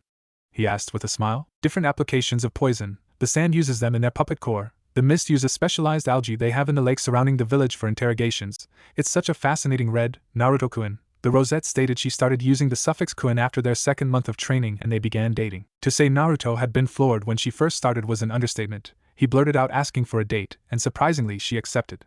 He wanted it to be a special one so he asked her what kind of place she liked to eat at. They went to her favorite sushi place and tried to have a nice time minus the fact the waiters practically ignored them save the one Sakura knew and he was none too nice to the rosette-haired girl. If you start consorting with his sort, I must have seriously misjudged you, Ms. Haruno. I know for a fact that Naruto has not pulled a prank here. Why are you doing this? Sakura shouted after seeing Naruto get a pained, empty expression on his face she hated seeing while she had been at the academy, and hated more after finding out about his tenant. I'm forbidden to discuss it. I've been told by the owner to keep him away at all costs. You may stay, Ms. Haruno, but he must leave. The man stated firmly. Sakura's jade green eyes turned dark and stormy. 7 years I've come here greeted nicely. Had the best sushi I ever tasted. Brought my best friend here, my mom, bragging how awesome the food tastes, but the moment I bring my first date, the first boy who actually sees me for me and you people have the balls to turn my Naruto away because of something that is not his fault, she gently takes Naruto's hand. Come on Naruto, let's get some ramen. Suddenly I don't feel like ever having sushi again, she stated softly as the young couple left the restaurant. I am sorry Sakura-chan, the whisker-marked blonde stated sadly. Don't, Sakura said softly gently touching his lips with a single finger. You are not that fox, it's just sealed inside you and if these idiots can't realize that, then I don't need restaurant-quality sushi anymore, at least until you become Hokage. She giggled at the last part. Naruto wasn't hesitant to call what he and Sakura had a relationship, even though Mabuki stated they'd gone out more than once therefore they were pretty much boyfriend and girlfriend. The older Haruno seemed to take delight in reminding of that fact and was proud of Naruto for revealing his tenant to Sakura. This seemed to make the relationship even stronger, as it seemed to light a fire in Sakura's eyes. Naruto sat down next to Sakura as she read, Sensei has been at the tower for a while, what mission you think we'll get? Don't know, but he said it won't be as he quotes a stupid chore, Sakura stated putting her book down long enough to do air quotes. I know maybe he's giving us a C-ranked mission to find Sasuke team's funny bone, Naruto stated cheerfully causing Sasuke to scowl. Naruto-kun, that's not nice. The Rosette paused watching Naruto frown. We can't find something that doesn't exist, she stated casually. After a few seconds she watched Naruto laughing at the joke before she joined in. The Uchiha watched them both seething in rage before he felt a hand dropped onto his shoulder. Looking up he saw the unwelcomed of their sensei. Alongside him was his dog bitch fiancé and his other sensei. Enough with the jokes on Sasuke's inability to be funny. Sad to say he inherited that from his father as well, Hiryu stated earning a small snicker from not only Naruto and Sakura, but Hana too. His mother on the other hand took part in more than a few of Kushina sensei's pranks. You'd be amazed at what someone using the Sharingan can do to enhance a genjutsu prank. So what, Mom and Auntie Mikoto were like prankster sisters or something?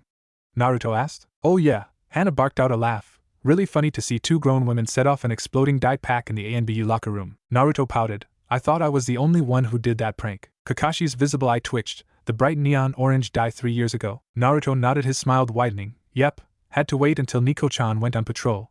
Didn't want her to get dye all over her. Believe it. Hana couldn't take it anymore. Seeing Kakashi's expression, she started rolling on the ground, howling in laughter. Kakashi sighed, shaking his head, a small smile no one could see under his mask. I'll make sure Nico knows you spared her from that prank. Jiraiya cleared his throat, noting the only one who didn't have a visible smile was Sasuke. More evidence the boy shouldn't be in this line of work. Now to business. Team 7 will be doing an escort and bodyguard mission to the Land of Waves. Once we've finished our mandate in the Land of Waves, Kakashi here will bring you guys home, as I have another mission right after that one. Just remember to mind Kakashi like you do me on the way home, and everything will be golden. He glanced at Sasuke.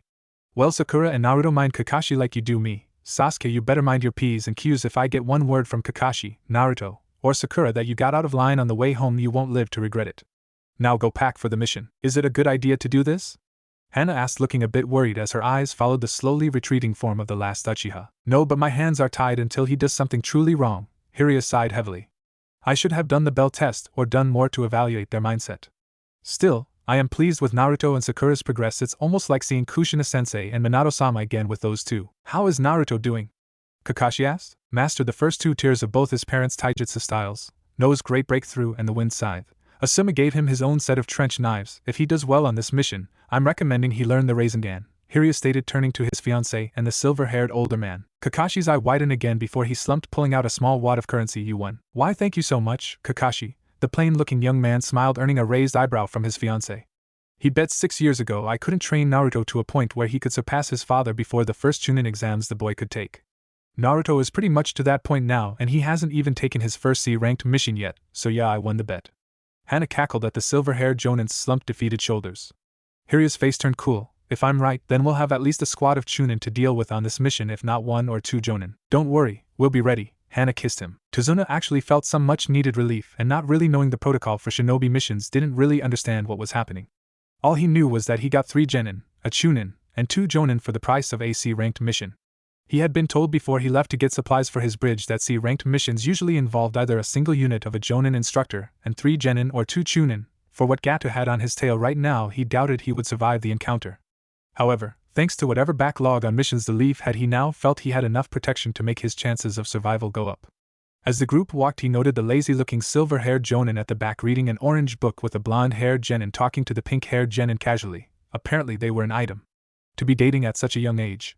What the bridge builder never thought was many shinobi married fairly young. Due to the lifestyle, it wasn't odd to celebrate weddings of 2 shinobi shortly after the couple grew into maturity at age 18. The builder then focused on the dark-haired Genin, who seemed to have a permanent scowl on his face. Finally, the 2 leading point, and apparently another couple, as the wild-looking female Chunin was discussing wedding preparation with equal wild abandon. Little did the builder know that Naruto had shadow clones surrounding the area in a 2-mile radius scouting, or the fact that Hana's dog Nin were doing the same in a 1-mile to half-a-mile radius. The clones would go to farthest point in their search pattern before falling back to where the triplets searched, then repeat the process. Same could be said for the Nin dogs, as they would go scout up to the walking group only to disappear again and search until they met up with the shadow clones and repeat.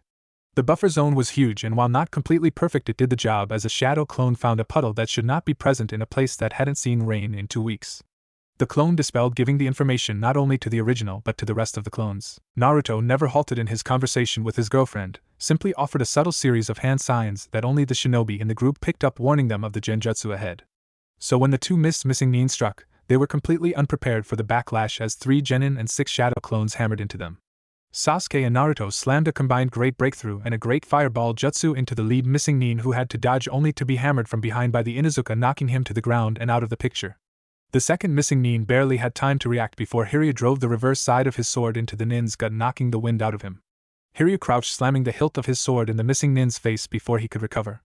Mezu and Gozu, the demon brothers, often seen working with Zabuza Momochi, demon of the bloody mist. Safe to say I was right about the parameters. Kakashi sighed heavily. I hate it when you are right. To quote Shikaku, it's troublesome. Hana and Naruto were busy tying the 2 missing Nin up. Seems like overkill, don't you think? Hana asked. 2 Jonin, a Chunin, and 3 Genin against an A-ranked Jonin and 2 Chunin. It's not, remember, for member squad. Zabuza probably has someone with him. He probably thought he was dealing with 2 Chunin, or a Genin squad with a single Jonin. But that's neither here nor there. but it does confirm that the Hokage was lied to by a client. Tazuna looked nervous. Please, you must understand, my village is broke and starving. Which you could have explained to the Hokage and he would have offered a Jonin squad that could handle Zabuza and only charge you for a C-ranked mission at the time and build you for an A-ranked one in the future once your village got back on its feet, Hiryu explained. Lying puts not only the lives of a Genin squad and a Jonin or 2 Chunin in danger but yours as well, not a smart move on your part at all. I'm sorry, it's just, I was scared, the old bridge builder stated. The plain-looking Jonin smirked. Don't worry about it, old man, you'll still be paying for an A-ranked mission for this down the road. But did you seriously think I brought all this back up with me for the bullshit reason I gave? If I needed to go on a mission after this one was over, I'd simply escort my squad back then head to next mission. As it is, I'm essentially paying for Kakashi to be here. He glanced at Kakashi, whose eye smiled. Don't act so smug, Cyclops. Remember the mission. The silver-haired Jonin nods. Yep, I should be halfway there by now. As if on cue, the Kakashi standing there exploded into a column of smoke. He was a shadow clone, Naruto stated. The plain-looking Jonin nodded. The feral-looking smile appeared again. Yep, now let's get to Tazuna home. If things pan out like they should, Zabuza should be greeting us once we get to the land of waves. As the group walked, only the 3 Genin noted that Hana had vanished into the trees once the group met the boatman at the shore. You know, Hiryu-sensei can be really scary at times, Naruto whispered to his rosette teammate and girlfriend. Sakura giggled softly. I know, lucky he's on our side, can't believe he figured out we would run into missing Nin on this mission. The moment I saw Gato shipping on the map of Wave, I knew what was going on. I also know that Gato has a huge bounty on his head one he doesn't even know about, Hiryu stated casually, looking at the huge bridge as it came into view. Really, who put the bounty on him? Tazuna asked. Who knows, a rival shipping company, a village like yours that was buried underfoot, possibly a former slave that was once owned by the little tyrant. All I know that the bounty is a black market bounty, Hiryu replied. Sensei, what are black market bounties? Sakura asked. Black market bounties are paid by a secret group and funded by every village. They are used primarily as a way to clean up messes without being associated with a single village. Mostly S-ranked missing Nin trying to earn a quick buck to keep hunter Nins off their back by bribing their villages. It's why people like Orochimaru of the Sannin and Itachi are still on the run. That and those two didn't earn their reputation as S-ranked missing Nin for nothing, the plain-looking Jonin explained. Maybe if you put aside your impatience, Sasuke, you could become a hunter Nin and be given the assignment of hunting Itachi down. Sasuke scowled but said nothing. He killed my clan. I could care less about the village. I want to be strong enough to kill my brother, not tomorrow or even the day after tomorrow. I want the power today if I could get it. The Uchiha turned his Sharingan on the Tomo marks, spinning wildly. Turn them off, Genin, we are not in combat. The only thing the Jonin received was a defiant stare. Really, this is how it's going to be.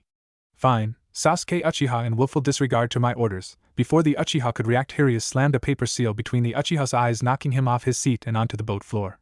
I've had it with his attitude and his disregard of my orders.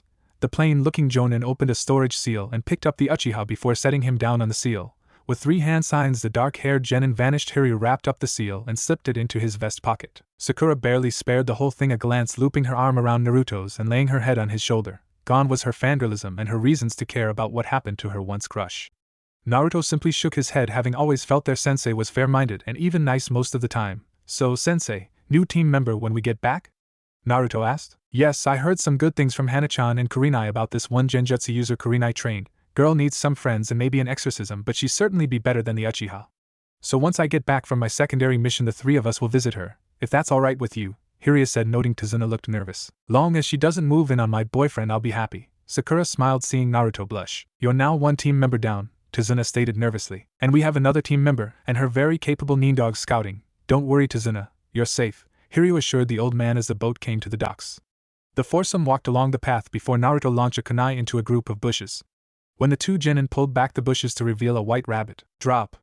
Hiryu shouted as a huge sword flew over their heads. All 3 jumped to their feet. Hiryu pulled the scabbard of his sword from his back and strapped it to his waist. Zabuza, been what, 6 years, still trying to become a Zukage, or are you still drooling over me? Zabuza jumped off his sword, freeing it from the tree it was stuck in. Should have known that Mezu and Gozu would have trouble with you, Hiryu, the Batusai of the Hidden Leaf. Didn't answer the question. Zabuza, you still with me, or did you try to do things on your own?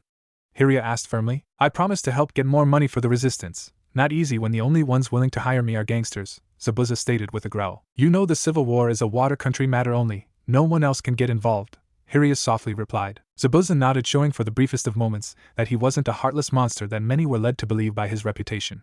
Then I guess this makes us enemies. You know you can't defeat me. The only one in the 7 swordsmen that could is Kasami. The plain-looking Jonin looked at his fellow swordsman, pleading for him to stand down. No choice. Zabuza stated firmly, charging at Hiryu, who adopted a ready stance, and not even before getting halfway Hiryu seemed to vanish from his spot and reappear behind the mist-missing Nin, sheathing his sword just as his opponent screamed in agony. Zabuza dropped to the ground bonelessly as the joints in his elbows and knees were sliced open. "Whoa, did you see that?"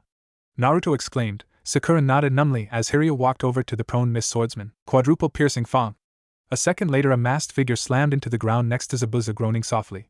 Hana and her 3 Nin dogs following, landing surrounding the masked figure, each dog pinning the person to the ground, teeth dug into the flesh. Hana had a kunai at the person's throat. "Here's team member number 4, the woman sniffed. "The kunoichi of the group smells kind of like my apprentice, only not as strongly." The masked figure seemed to freeze at those words. Zabuza winced. "Should have known wherever you are, your wild child teammate wouldn't be far behind." The man chuckled weakly. "I'm surprised Stoic isn't here either. I'm sure he's around, but Itachi is kind of on the run right now. People tend to not like the idea of him slaughtering his entire clan," Hiryu stated. Kakashi appeared a few minutes later. "I see you didn't really need me for this." Kakashi of the Sharingan, this whole thing was doomed from the start. Zabuza stared up at the sky, wincing at the pain. "Did you take care of the pint-sized tyrant?" Hiryu asked the silver-haired jonin, who I smiled. "Any goodies?" 150,000 ryo. Some slaves I freed by the way and gave them each a small share of the cash to get them home." The silver-haired jonin dropped what was left of the money next to Zabuza. "Sure about the bounty? The resistance needs it more than the hidden leaf. Should give them more than enough to finish the civil war a good 2 years ahead of schedule, I believe," Hiryu stated, earning a look of shock from the mist Nin. "Heh, black market bounties, Zabuza. Just because the hidden leaf won't openly support the resistance in the hidden mist civil war doesn't mean we can't help in some degree. Besides, if you think I want Mei chasing me down to spit lava at me again, you're high." Zabuza blinked a few times before laughing and wincing in pain, the 3 Nin dogs releasing the masked figure, who weakly pulled her mask off. "What did you mean I smelled similar to your apprentice?" the masked girl asked. Hana pulled out her medical kit. While not good at human medical ninjutsu, she did know how to apply bandages and disinfect wounds. "See the pink-haired girl? You and her might have been related at one time, as you smell similar, but since it's so faint, I'd say the bloodlines you share might be diluted." Hana looked up. "Sakura helped me out here." After tending to both the masked girl, who stated her name was Haku, and Zabuza, the group parted ways, but not before Haku asked Sakura about her family. Sakura explained to Haku that her family had been in the Hidden Leaf since the time of the Second Shinobi War, but before that had lived in the Water Country. 2 generations of Haruno had come and gone during that time. Haku then surprisingly hugged the rosette-haired girl, mumbling the word cousin before departing with Zabuza to turn and Gata's head to the black market bounty office, then head to the resistance in the Water Country. Sakura spent a better part of the day, after the 2 Miss Nin left, feeling numb, while Naruto spent the same amount of time trying to snap her out of it, only to get a bop to the head followed by sharing his first kiss with Sakura. He didn't count the one with Sasuke, as it was both gross and accidental. Hiryu and Hana departed for their mission, leaving Kakashi in charge of the 2 genin. However, with the threat of Zabuza gone, the bodyguard mission on Tazuna was a breeze. The 2 spent most of the time sparring, guarding the bridge builder, or making out. Kakashi also gave them each one new jutsu to master. He gave Sakura the hidden mist jutsu, and Naruto he began showing the first step to the Rasengan, who in turn started showing Sakura Q City of the Ancients from the Final Fantasy VII soundtrack. The hidden whirlpool village, home to arguably the strongest clan of Fuin jutsu users in the elemental nations, the Uzumaki clan, both feared and respected. Sister village to the larger Hidden Leaf village, united through the marriage of the first Hokage Hashirama Senju and Mito Uzumaki. Birthplace of Kushina Uzumaki, the legendary red-hot habanero who was said to be the 4th Hokage's equal on the battlefield. Hiryu Himura and Hana Inuzuka stared down at the village's hulking ruin, weeping openly in place of their long-dead sensei, and at the immense sadness having never known the people of this village.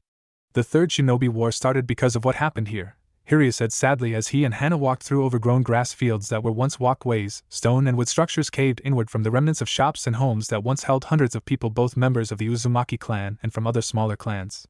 "Such a terrible waste of life, all done in the name of fear," Hiryu whispered, gently pulling a piece of cloth free and holding it out to see the Uzumaki clan swirl.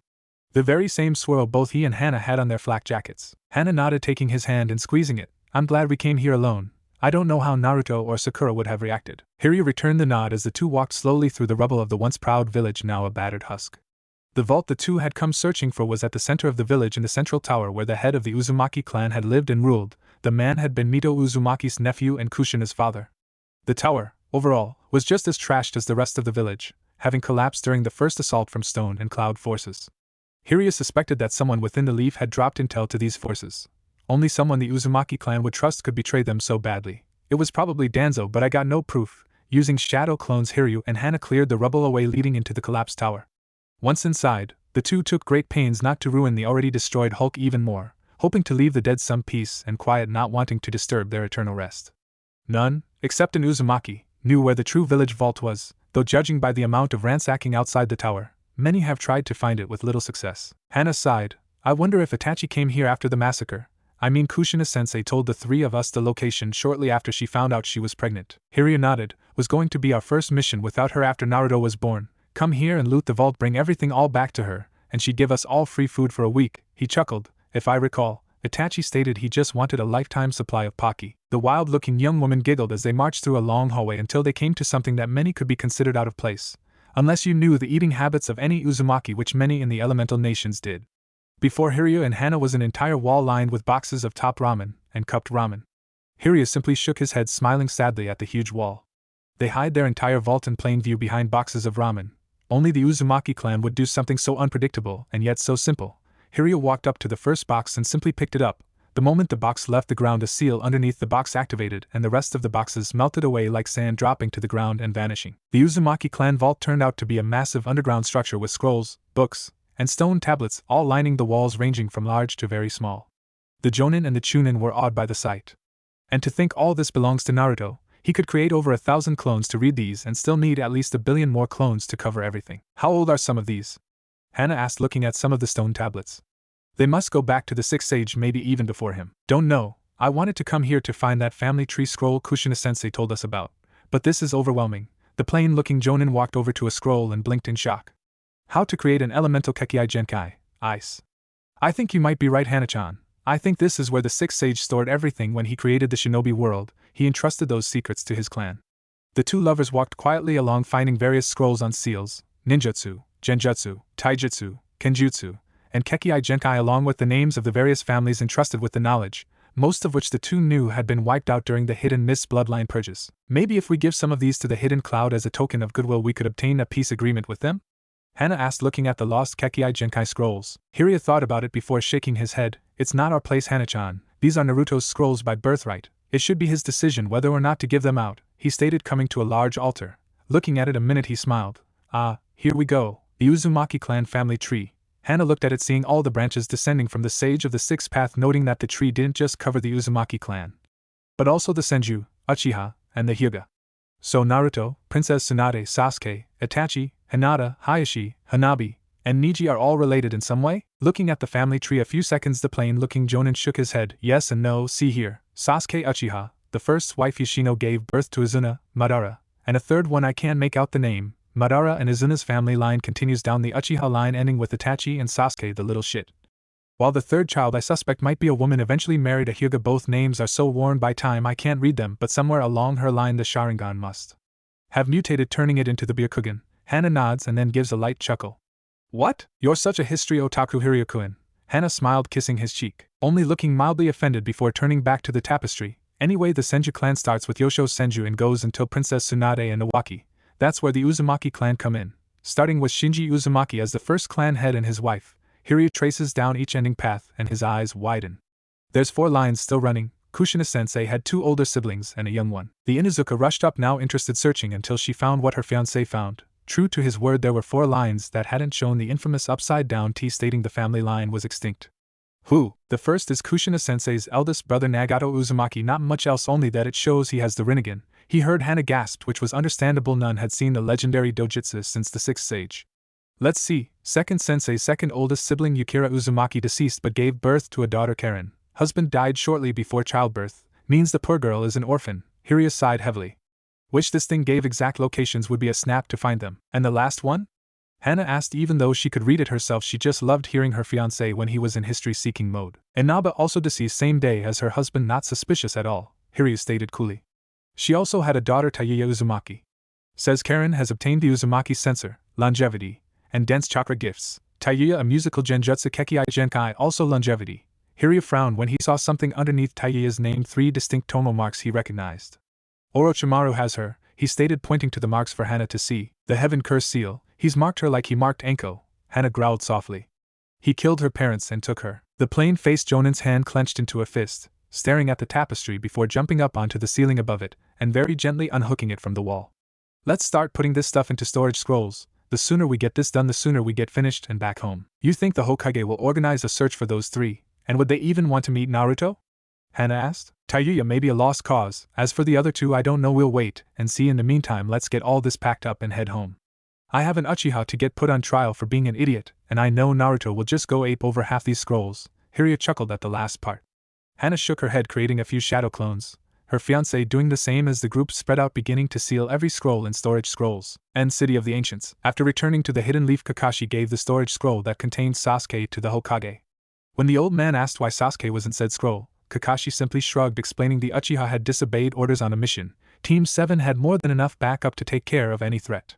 Sarutobi nodded, unsealing the Uchiha boy, noting the boy had a chakra-suppressing seal right between the boy's eyes. He signaled his Anbu to take the Uchiha back to his home and place him under house arrest until the boy's sensei returned from mission. He then turned to Naruto and Sakura, giving them a pleasant smile, asked them to make a report.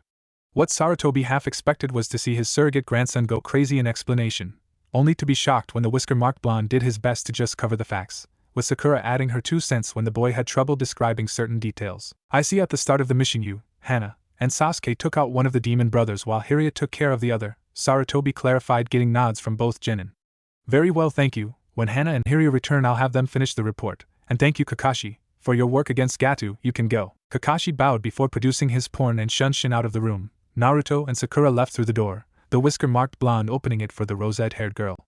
The old Hokage sat quietly for a few moments before sighing heavily. He's growing up. I know, strange to see him not bouncing off the walls like he did a month ago. A man with long white spiky hair stated, appearing on the window ledge, his face somber for a moment before a small, sad smile forming on his face. I watched those two walk through the village on the way here. I could swear I was seeing Minato and Kushina for a second. Hiruzen turned, looking at his former student. Interesting, considering the girl up until 3 months ago was a devout Uchiha follower. Jiraiya winced. A fangirl. God, I hated those kinds of girls. Followed poor Minato everywhere. Yes, wasn't too thrilled about them myself. Sarutobi rubbing his beard. As for Sakura's change of heart, there were several contributing factors. Hiryu Himura becoming her Jonin sensei for one, and Sasuke's own cruelty and single-minded ambition. As of right now, the boy is at his compound waiting for his sensei to return from a C-ranked mission. One of Kushina's brats, huh? So I take it Naruto knows who his mother is by now? Jiraiya asked tentatively. The old Hokage nodded, giving another sigh. Yes, thankfully Hiryu hasn't told Naruto about his father yet. But I only think he hasn't because the man went looking for something at the hidden Whirlpool Village remains. What could he possibly find in all that rubble? Jiraiya asked. The Uzumaki clan vault, Hiruzen stated, pulling out a faded-looking mission scroll, handing it to his former student. Minato had this made up 2 weeks before Kushina gave birth to Naruto. Jiraiya read the mission report and to whom it was to be given to Team Kushina, go to the remains of the hidden Whirlpool Village, find the hidden Uzumaki clan vault, retrieve all documents inside, return them to your sensei for mission completion, S-ranked mission, bonus fee for discretion. Sensei, I don't think we were supposed to know about this. I know, the information held in that vault is both a great treasure and a great danger. I also believe that Hiryu and Hana are retrieving the contents as we speak to give to Naruto, Sarutobi stated softly. Jiraiya slumped against the windowsill, looking dumbfounded. Sensei, you remember what Mito said about that vault on how massive it is? The things in that vault are what caused the Third War and practically wiped out the Uzumaki clan. The old man leaned forward, feeling even older. Kushina wanted those things to protect her family. You know that more than anyone, she was always fiercely protective of those that she found precious. It was probably one of her most endearing and wonderful qualities. This world has become a far darker place for me since she and Minato gave their lives for this village and their son. He looked at the toad Sannin for a moment. Did Minato leave anything with you in case of his death? That silly toad wallet of his had it since he was boy. He asked me to give it to Naruto. I gave it to him anonymously on his 6th birthday. Why? Did you find anything that might indicate a seal? Sarutobi asked. Nope. But I honestly didn't check it for one. Who'd check a kid's wallet for a seal? Jiraiya stated before slapping himself on the forehead. Minato and the firecracker must have left something for him on that thing. We'll worry about after Hiryu and Hana get back. Something tells me the month leading up to the Chunin exams is going to be very interesting, Sarutobi stated. It had been 3 days since returning from the Land of Waves. Now Naruto was waiting for his sensei to return and getting a bit restless, to say the least. He spent the majority of the time with his Sakura-chan, either doing their chakra control exercises like their sensei had explained needed to be done constantly until they started taking missions where the constant need to keep control wouldn't be a factor. When they finished that, they did some light contact sparring at least until one or both ended up in a hold, had their faces practically touching, then said sparring drifted into a heavy kissing session. These sessions often led the whisker-marked blonde feeling both extremely happy and extreme confused. His confusion often stemmed by how his body reacted to the kissing and Sakura's wandering hands. He was more than a little unsure if the body reactions were natural or not. He was sure the academy taught the students about them, but more than likely he got shafted on the lesson because of his tenant. So since his Sakura-chan wanted to spend the day with her mom, Naruto felt it was the perfect opportunity to find out why he felt the way he did when the rosette-haired girl let her hands wander, and why her reactions when he did the same her were so intense. At first Naruto thought about asking Irika, but it was mid-morning and he was likely teaching classes. Next he thought about the old man Hokage, but when he was younger he recalled this was the time the old man did meetings until lunch, then had paperwork the rest of the day. Since a lot squads had come to give mission reports yesterday, the old man would be extremely busy catching up on that paperwork. Granted, before joining Squad 7 Naruto would have interrupted him anyway regardless of paperwork, but Hiryu instilled in the whisker-marked blonde the responsibilities of Hokage since the boy wanted the job himself when he got older. Flashback. Hiryu smiled slightly as Sasuke left without a word as usual, while Sakura stayed behind to give Naruto a peck on the cheek before leaving herself after the trio spent the majority of the day on team building and tactics. Now Naruto, what do you think the job of Hokage means? The Hokage is the strongest ninja in the village, Naruto smiled. With a chuckle Hiryu nodded. Very true, however that is not everything the Hokage is, and sometimes the Kage can abuse his or her power. An example would be what is happening in the Hidden Mist right now, a civil war because the Mizukage has wishes to kill anyone who has a bloodline like Sasuke or your classmate Hinata, Hiryu explained. Why would the Mizukage do that? Naruto asked. Fear would be my guess, but that isn't what I'm trying to tell you. See, the Kage aren't just about being the strongest in the village. The Hokage is also the leader of this village. They order shinobi to do jobs, make decisions on team placements like ours, use information and get advice, attend long boring meetings on village happenings and doings, approve and deny missions, the list goes on, the plain-faced Jonin stated. While being Hokage must be hard, Naruto softly replied. Very, but also extremely rewarding at the same time. Minato Namikaze, our fourth Hokage, didn't just become a hero because he sealed the fox within you, Naruto, or end the last shinobi war almost single-handedly. He also implemented several programs, one that you have benefited from, like the Orphan Student Allowance Program. This program allowed children who entered the academy a monthly stipend to buy food, clothing, and a place to live if they didn't want to live in the orphanage, which many didn't. Hiryu explained, his face pained slightly. Were you an orphan, sensei? The whisker-marked blonde asked. Yep, but I was lucky and not so lucky to know my parents. Hiryu chuckled sadly. Naruto blinked in confusion. My mother died shortly before the war ended and my father died during the war itself. But again, I'm getting off track, the plain-faced man sighed. Hokage is both a political figure and a military figure, and must constantly keep those in balance. Our Hokage loves each and every person in this village, both civilian and shinobi alike, but he will also order the death of that person he loves, especially in times of war or during times of political strife. Naruto frowned sadly, thinking, you mean if I became Hokage and there was a war on, I'd have to send Kiba, Shikamaru, or Hinata off to die? Yes, same can be said about sending me, Hana, or, Hiryu paused, eyes looking pained, Sakura. War is not pleasant, Naruto, and is a great trap. As Hokage, to watch so many you love and cherish die to protect your home and the people in it is doubly so, but that shows the true strength of a leader. The plain-looking Jonin watched the myriad of emotion play across his student's face before he saw something that made him smile, the same look he saw in his sensei many times. One day I'll become Hokage. I won't give up or back down from anything until that day comes. That is my nindo. Believe it. Good, now let's talk about your habit of interrupting the old man while he's working. Hiryu chuckled hearing Naruto whine. End flashback. Naruto didn't like the concept of sending Sakura-chan off to war if that ever happened, but he understood that could be a possibility. He shook his head, clearing of thoughts about being Hokage. It was one of his dreams, true, but that wasn't his focus at the moment. His focus was trying to find someone who could explain why he felt funny when he and Sakura kissed, among other things. Since his current sensei was out on a mission, his former one was working, and the only other male role model he had was also working, he decided to get a female opinion. Hana was out with his sensei. Mabuki was out mainly because he didn't want to get killed by Sakura's mother. The only one he knew well enough. After all, he spent his fair share of time with Hiryu and Hana when not training to meet Suminosuke, Hana and Kiba's mother.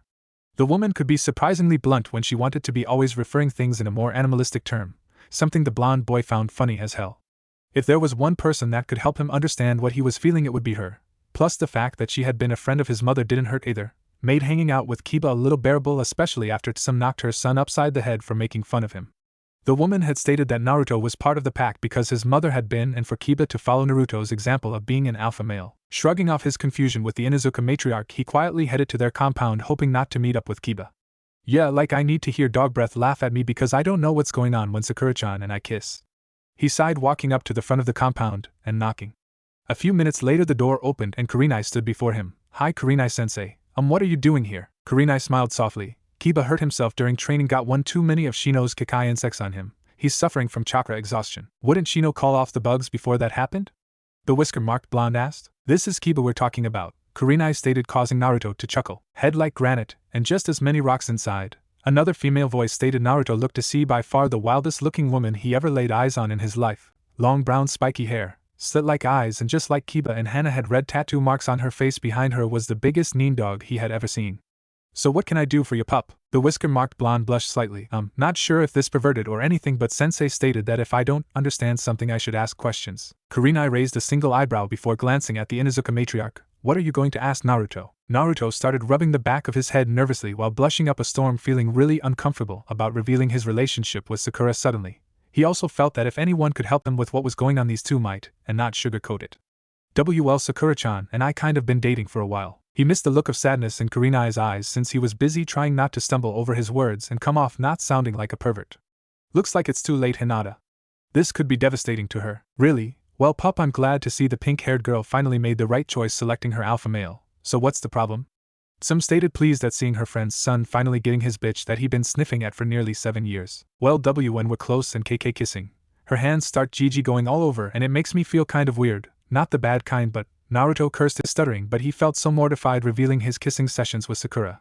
To other people, mostly because he didn't understand why he reacted the way he did. Some growled softly. Damn, academy instructors have a good mind to fawn the entire school. So it's normal? Naruto asked, almost sounding relieved. Yep, some smirked.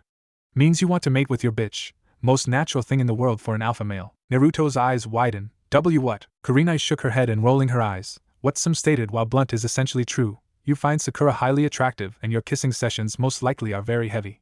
Tell me, do your hands wander? Naruto nods, blushing more. Yeah, and the more we go on, warmer I get and stranger I feel. My head starts getting foggy. The Inuzuka matriarch snickers for a second before her face turns serious. Anything beyond that? Naruto shakes his head. No, Sakura-chan always stops, and that's why I get confused, I get all tingly. It's natural, and thankfully Sakura is being very mature about it, making sure to halt things before they get way too serious, Kurenai replied. Some looks like we'll have to explain the kunai and the holster to him. Damn academy idiots. The Inuzuka matriarch grumbled before sighing. She figured the academy instructor on sexual education conveniently left Naruto high and dry, mostly likely because of the boy's tenant. Okay, listen up, pup, this will likely be the single most embarrassing moment of your life. Prank backfires not included. A sense of dread washed over the whisker-marked blonde, looking at the two women as they both led him into the living room. After nearly 3 hours of explanations on the world of sex to the 13-year-old, the boy wanted to crawl away and die of embarrassment at the descriptions, diagrams, and everything else that revolved around the subject matter. But aside from that, he now knew why he felt the way he did during his makeout sessions with his Sakura-chan, and knew never cross a certain line unless the rosette-haired girl wanted to cross it first.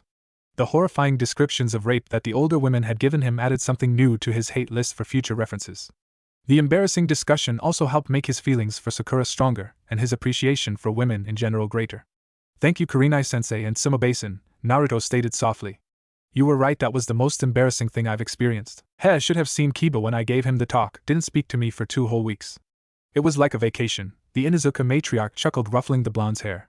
Considering if your mom had been here, she'd probably been the one to give you the talk. Your dad was such a pansy about those things. And that's with having the sensei that he did. Kurenai frowned. It's not nice to speak about him like that, Sim. Yeah, I suppose you're right. Got to admit, fainting when he found out he was going to be a father was pretty funny. Sim snickered. Kurenai did smile a bit. After a few moments, Naruto and the 2 older women talked mostly about how he and his team were doing. He went through what Hiryu was teaching them, and what they were learning with a few others. Sensei said Sasuke team going to be getting the boot. When he gets back, guess that means we'll be getting someone new as our teammate. Hope so. Sim sighed. Bound to happen. So any idea on who you might get as a new teammate? The whisker-marked blonde gave her a deadpan stare. I forgot about it, and anyway, Sensei always springs stuff on us last minute, usually when it involves tactics.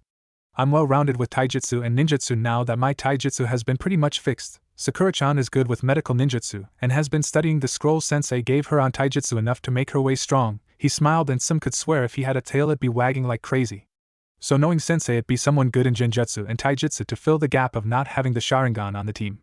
Which means more team building and taijutsu practice to bring our teammate up to speed. Kurenai frowned. None of the washout academy students were very strong in genjutsu, she knew, because it was something she originally aimed for before settling on a tracking team, like the one her father had with Sim, Hayashi, and Shibi. I don't recall seeing anyone in the academy strong in genjutsu. Meh, don't care really long it isn't Sasuke team, I'll be happy. Naruto smiled, jumping to his feet, lingering traces of embarrassment gone. Thank you for everything, I'm going to Ichiraku's. He started to walk away. Freeze! Sim barked. You'll be eating with me and Kiba tonight, no arguments, do I make myself clear? Why yes, Sumo-basin. The boy stuttered. The woman was right scary at times, but showed her gentle side too. This was the mix. Good, the Inuzuka matriarch smirked.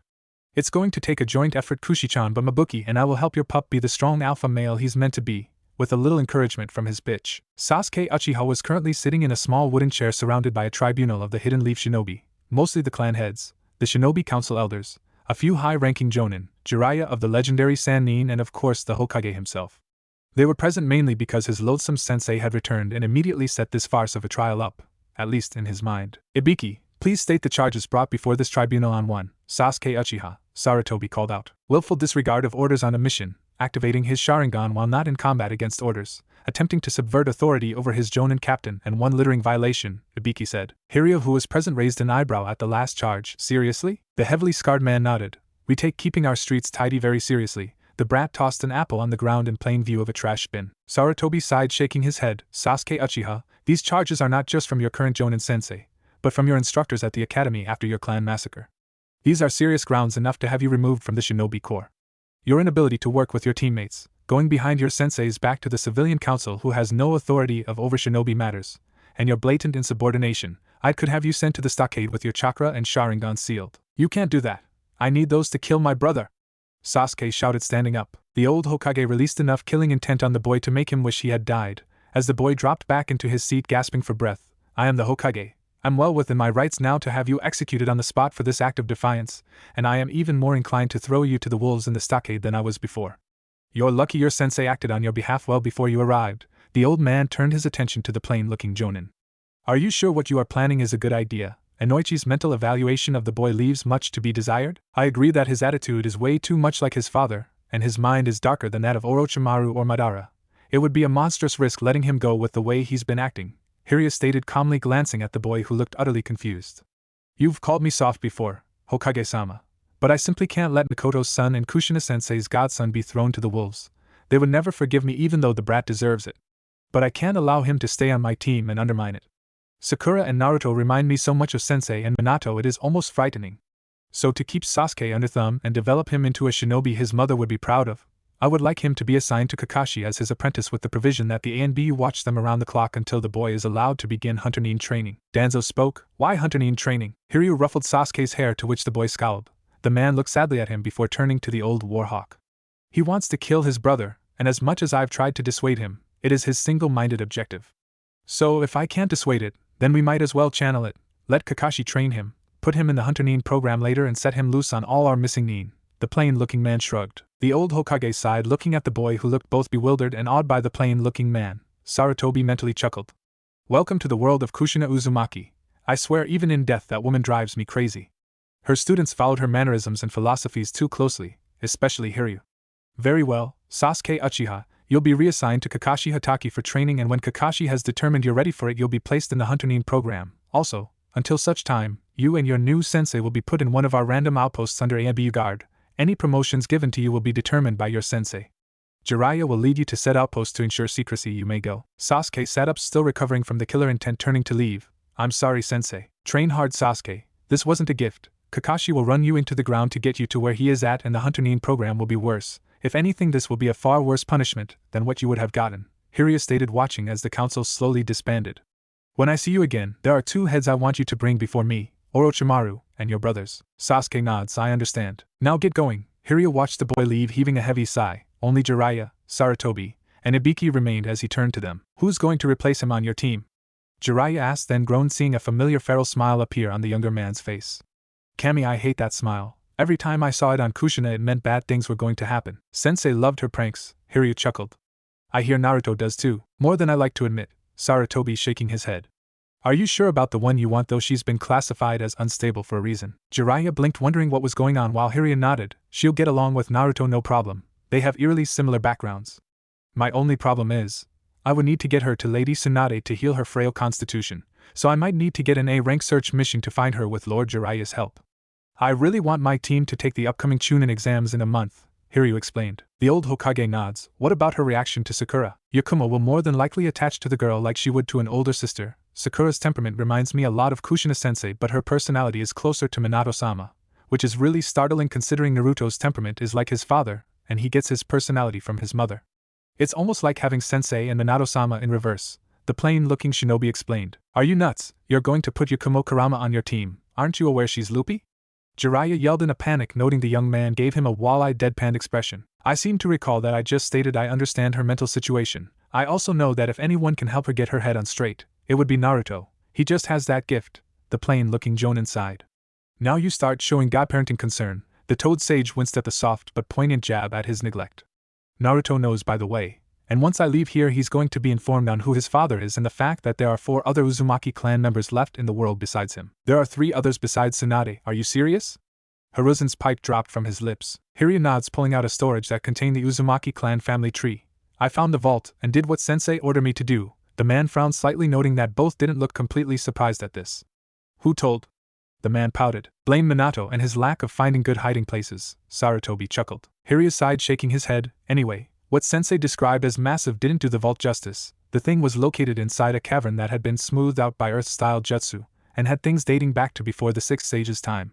Now back to the 3 unknown Uzumaki. I didn't know this, but Kushina-sensei had 3 siblings, 2 older and 1 younger. Hiruzen looked dumbfounded. If she did, why didn't they come with her when she was brought here? Don't know, the tree doesn't say that, just gives the date of birth, when they died, and where they were born and any latent abilities they have or were gifted, such as Lady Mito, Sensei, and Naruto being Jinchuriki.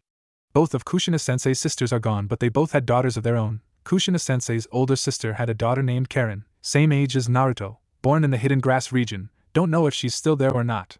Kushina-sensei's younger sister's daughter was born in a village not far from the one my parents were from. Her name is Tayuya, and the plain-looking Jonin looked grim. Under her name on the tree shows the heaven curse seal like the one Anko has. I believe Orochimaru may have kidnapped the girl the day she was born and killed her parents. Jiraiya growled softly, beginning to pace. I'll have the spy network find her and keep tabs on her. Same with Karen, the Toad Sage stated after a minute. Hiryu nods. Kushina-sensei's eldest brother's name is Nagato, and it shows he bears the Rinnegan. He blinked, seeing Jiraiya's face get really pale. What? Why you're absolutely certain of that? The Toad Sage asked. Sensei said the clan family tree is 100% accurate. Karen, Naruto, Tayuya, Lady Tsunade, and Nagato are all on this tree, and all 5 are present, their family lines still moving. It even shows Sakura as Naruto's significant other. Currently, if they separate, it'll go back to being just Naruto. I have no idea of the amount of seal work that is done on here, but man, it is extensive, Hiryu explained. Jiraiya slumped against the table for a second. Did you see Nagato with a significant other? Yes, Conan, I believe. No surname. Did you know them, Lord Jiraiya? Hiryu stated more than it was an actual question. The Toad Sage nodded, running his hands down his face, suddenly looking extremely old. I trained them near the start of the 3rd Shinobi War, shortly after the Whirlpool Village was destroyed and before Orochimaru started his experiments. All 3 said they were orphans: Yuhiko, Conan, and Nagato. I can't believe I never asked for their surnames the entire time I was training them. Was Yuhiko an Uzumaki? Hiryu closed his eyes, sorting through his memory of the Uzumaki clan family tree. Second cousin, no direct blood relation to Sensei, but still an Uzumaki. His status is disease. If that's the case, where are they? Jiraiya mused aloud. The tree doesn't say. Would be easier if it did. But that's why you're the spy master, you old pervert. Hiryu smirked. Hey, I'm not a pervert. Jiraiya shouts, looking mildly offended. Oh yeah, then what are you? The plain-looking Jonin asked, his expression dry. I'm a super pervert. The Toad Sage proudly pronounced. With a deep sigh, Hiryu turned to the old Hokage, wondering how Minato and Mikoto had become so strong with a role model like that. I'm going to meet my team, then go with them to meet our new teammate. Hopefully things will go well. Sarutobi nods. Take Kurenai with you. Give the poor woman some closure and reassurance that the girl will be looked after. Hiryu nodded, bowed, and shunshin out of the room. The old Hokage turned to Jiraiya. Get ready. Once Hiryu finished gathering his team, I want you to take them to find Tsunade. Maybe convince her to come home and take this job from me, Sarutobi replied. We'll put off sending Sasuke and Kakashi to the outpost until Kakashi finishes an assignment I have him doing for me. The Toad Sage nodded, smiling sadly. My spy network is going to be working overtime the next few months, trying to find 3 Uzumaki, Orochimaru, and information about this new organization that's been popping up recently. What organization? The old man asked. A group very interested in the Biju, calling themselves Akatsuki, all S-ranked criminals, the Toad Sage stated. Very grim news, keep me posted on them. Hiruzen picked up his pipe. Just hope Hiryu hasn't bitten off more than he can chew with the Kurama girl. Warmth. This was Sakura's thoughts as Naruto sat up against a tree, his arms wrapped gently around her waist as they enjoyed the cool breeze underneath a tree not far from the training posts that made up Training Ground 7. She was in complete bliss right now, being with Naruto as his girlfriend for 4 months made up for the last 6 years as Sasuke's devout fangirl. She never felt so happy before, from training alongside him, having a lunch together, or going out on dates. Granted, not every moment was perfect and they did have fights. His idiotic moments and her bullheadedness tended to clash on occasions, but nothing an apology and a long kiss couldn't fix. She practically rolled around laughing when he told her about his impromptu sex education moment with Sim and Kurenai. She was also glad he managed to grab the courage to ask someone why he felt the way he did, as embarrassing as it was. If anything, it helped them get closer because he now knew what was off limits until she felt ready. Meantime, she was in heaven just using him as a cushion to relax as they waited for their sensei to finish with the tribunal. So, who do you think this genjutsu user is going to be? Naruto asked. Don't know, but sensei did say it was going to be a girl, remember? The rosette replied, and after a moment she shook her head. You forgot, didn't you? She heard him chuckled and could almost sense him wanting to scratch his head in embarrassment. You're such a baka at times. The rosette felt a feather-light kiss on her neck, making a phantom jolt of electricity go up and down her body in pleasure. But I'm your baka. The girl whimpered as he began trailing kisses up and down her neck. Not being fair, Naruto, she mewed. Ninja, was his one-word justification. Both missed the distinct sound of someone shunshin next to them. He's correct, Sakura. And I got to commend him on turning you into jello with just a few kisses. Both genin sprang to their feet, sporting nuclear red blushes on their faces, causing the plain-looking jonin to chuckle. Sensei, warn us next time you do that. Sakura shouted, her face looking mortified. Sorry, Sakura, but no can do. The two of you must learn to always be alert even in your own village. Never know when an assassin has penetrated the walls under false pretenses sent here to kill you, the jonin explained. Better to have me sneak up on you rather than said assassin. Next time you'll be harder to kill if you have your guard up. The rosette-haired girl, having gathered her wits about her, nodded. Sorry, Sensei, and you're right. We'll be careful next time. She sees her blonde whisker-marked boyfriend nod in agreement. Great, now let's go. Have to meet up with Kurenai before getting your new teammate. Hiryu replied as the two fell in behind him as they walked toward Training Ground 8. So, did Sasuke team get in serious trouble? Naruto asked. Hiryu nodded. He's lucky. He shot off his mouth at the Hokage during the tribunal. The old man could have executed him for it. So did you get him off? I know I don't like the team, but I don't want him in trouble, Naruto stated, noting Sakura frowned. Not off, Percy. But he's still in hot water. He's just going to get what he needs. Lots of discipline and training where he needs it. Probably never see him again unless you become Hokage, Naruto. The plain-looking jonin smiled sadly. So, who's going to be our new teammate, Sensei? Sakura asked, taking Naruto's hand as they walked. Her name is Yakumo Kurama, comes from a small but prominent clan of genjutsu users. She's considered a prodigy in the art. Turns out her parents weren't exactly loving, doting, or encouraging people, like most parents should be. I don't have the whole story though, I wish I did, but take what the village does to Naruto on a daily basis. Add demonic possession and physical abuse to the mix. Well, let's just say the situation isn't pretty, the plain-looking jonin explained. I figure you and Naruto can help her. We will, believe it, Naruto stated, throwing his free hand into the air in determination. Never doubted it for a second. Now the girl also has a weak constitution, so the four of us and Lord Jiraiya will be leaving to find Lady Tsunade the moment we can convince Yakumo to come with us, Hiryu stated. Sensei, can Naruto and I kick Lord Jiraiya in the balls for neglecting Naruto?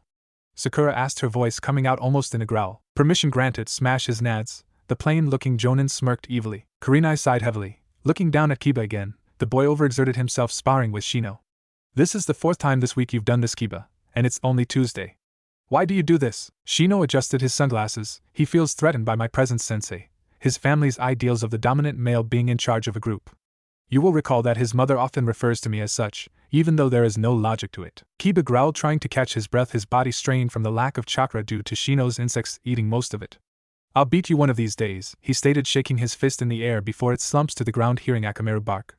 Shut up and I will too. There has got to be a way around those things. Water jutsu helps, a voice stated, causing the Inuzuka boy to groan. He sees the plain-looking face of his sister's fiancé enter his field of vision, a look of humor plastered there. Got beat again, I see. What are you doing here? Don't you have your own team to train? Kiba growled. Hiryu clutched his chest, looking wounded. My dear, future brother-in-law doesn't want me hanging out with him. You wound me, Kiba. He looks over to Akamaru. You need to train your pet more, Akamaru. The puppy barked, wagging his tail. Traitor, Kiba pouted. Kurenai just shook her head, raising an eyebrow at the man and his students. Very rarely did teams interact unless off-duty. Considering this was middle of the day and both teams were in the midst of training, she had to wonder why Squad 7 was even here. Kiba did raise a good point. Hiryu, why are you here? Sasuke has been reassigned, so Squad 7 is currently 1 member short. Hiryu raised his hand to halt Kurenai's question. Not one of yours or Squad 10, but you do know the one I have in mind. As such, the Hokage wants you to accompany us to get her. If you like, you can bring your kids. Lord knows Kiba could use the break. Hey! Kiba shouted. Both Shino and Hinata were helping him up. They turned when they heard a familiar laugh. Shut up, Naruto! Hinata's face turned red, shyly turning to see something that made her blush vanish and replaced it with a cold chill. She was seeing Naruto and Sakura holding hands, and, the way the grip was, indicated Sakura was the one who had taken Naruto's hand. Kurenai-sensei said Naruto-kun and Sakura were dating, but I didn't believe it. The gentle Hyuga looked away, Her emotions shattered at the sight of her inspiration and her crush hand in hand with a girl she thought would never return the affection she got. Hiryu watched the whole scene out the corner of his eye a second before focusing on Kurenai. Who are we going to see? The red-eyed woman said, a bit in confusion before the things Naruto mentioned the other day said clicked. Are you out of your mind? You're going to recruit Yakumo? The normally calm woman shouted, looking hysterical. Hiryu stuck his finger in his ear, wiggled it before pulling it out, face relatively blank. Yep and no, I'm not crazy, the girl is perfect for my team. True, she's not had a good life and your sealing up her abilities might have made her a tad unstable. I'm confident in my squad's abilities to help her, Kurenai, he said gently. You saw how good she was and you knew the limits of your ability to teach her. But you were also afraid of her just because she has something that she can't control. Now what does that sound like? The red-eyed woman stiffened, glancing briefly at Naruto, who was currently watching Sakura and looking confused as the rosette-haired girl was trying to talk to Hinata. The woman winced. She had prepared the girl for what would happen, but didn't think the warning was taken seriously. She then focused on the whisker-marked blonde and Hiryu's words, how eerily they echoed the village's thoughts on Naruto and the Kyuubi. I wanted to do what was best for her, and you did, but the Kurama clan has made it their mission to make that girl's life hell. And I want to take her away from it before it causes more problems than it helps, Hiryu explains. Say you help her and manage to get her on your squad, what about her frailness? You can't fix that, Kurenai brought up and groaned when she saw him smile. Very true, I can't fix her being weak and frail, but I know who can.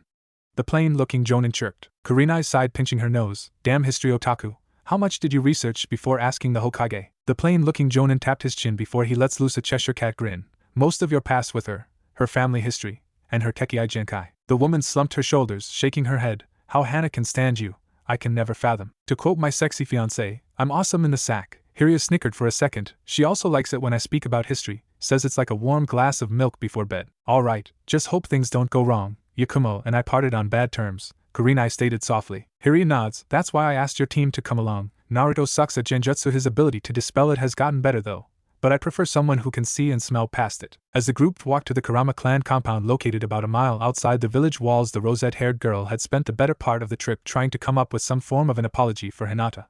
She knew she had no real reason to apologize for anything. Hinata never spoke up to Naruto or revealed her feelings to him. Still, Sakura felt she needed to justify herself to the Hyuga heiress. After all, the last time the two girls were in Naruto's presence together, the Rosette was still commander and chief of the Sasuke fan club right alongside Ino. I finally understood how you felt about him, Hinata, the Rosette finally stated, going for something else rather than an apology. If you knew why? Hinata asked softly. The rosette-haired girl started playing with her fingers like she did when she was younger before meeting Ino, a little nervous tic she had, and she was glad it was surfacing again. I guess almost all of the fangirl indoctrination is out of my system.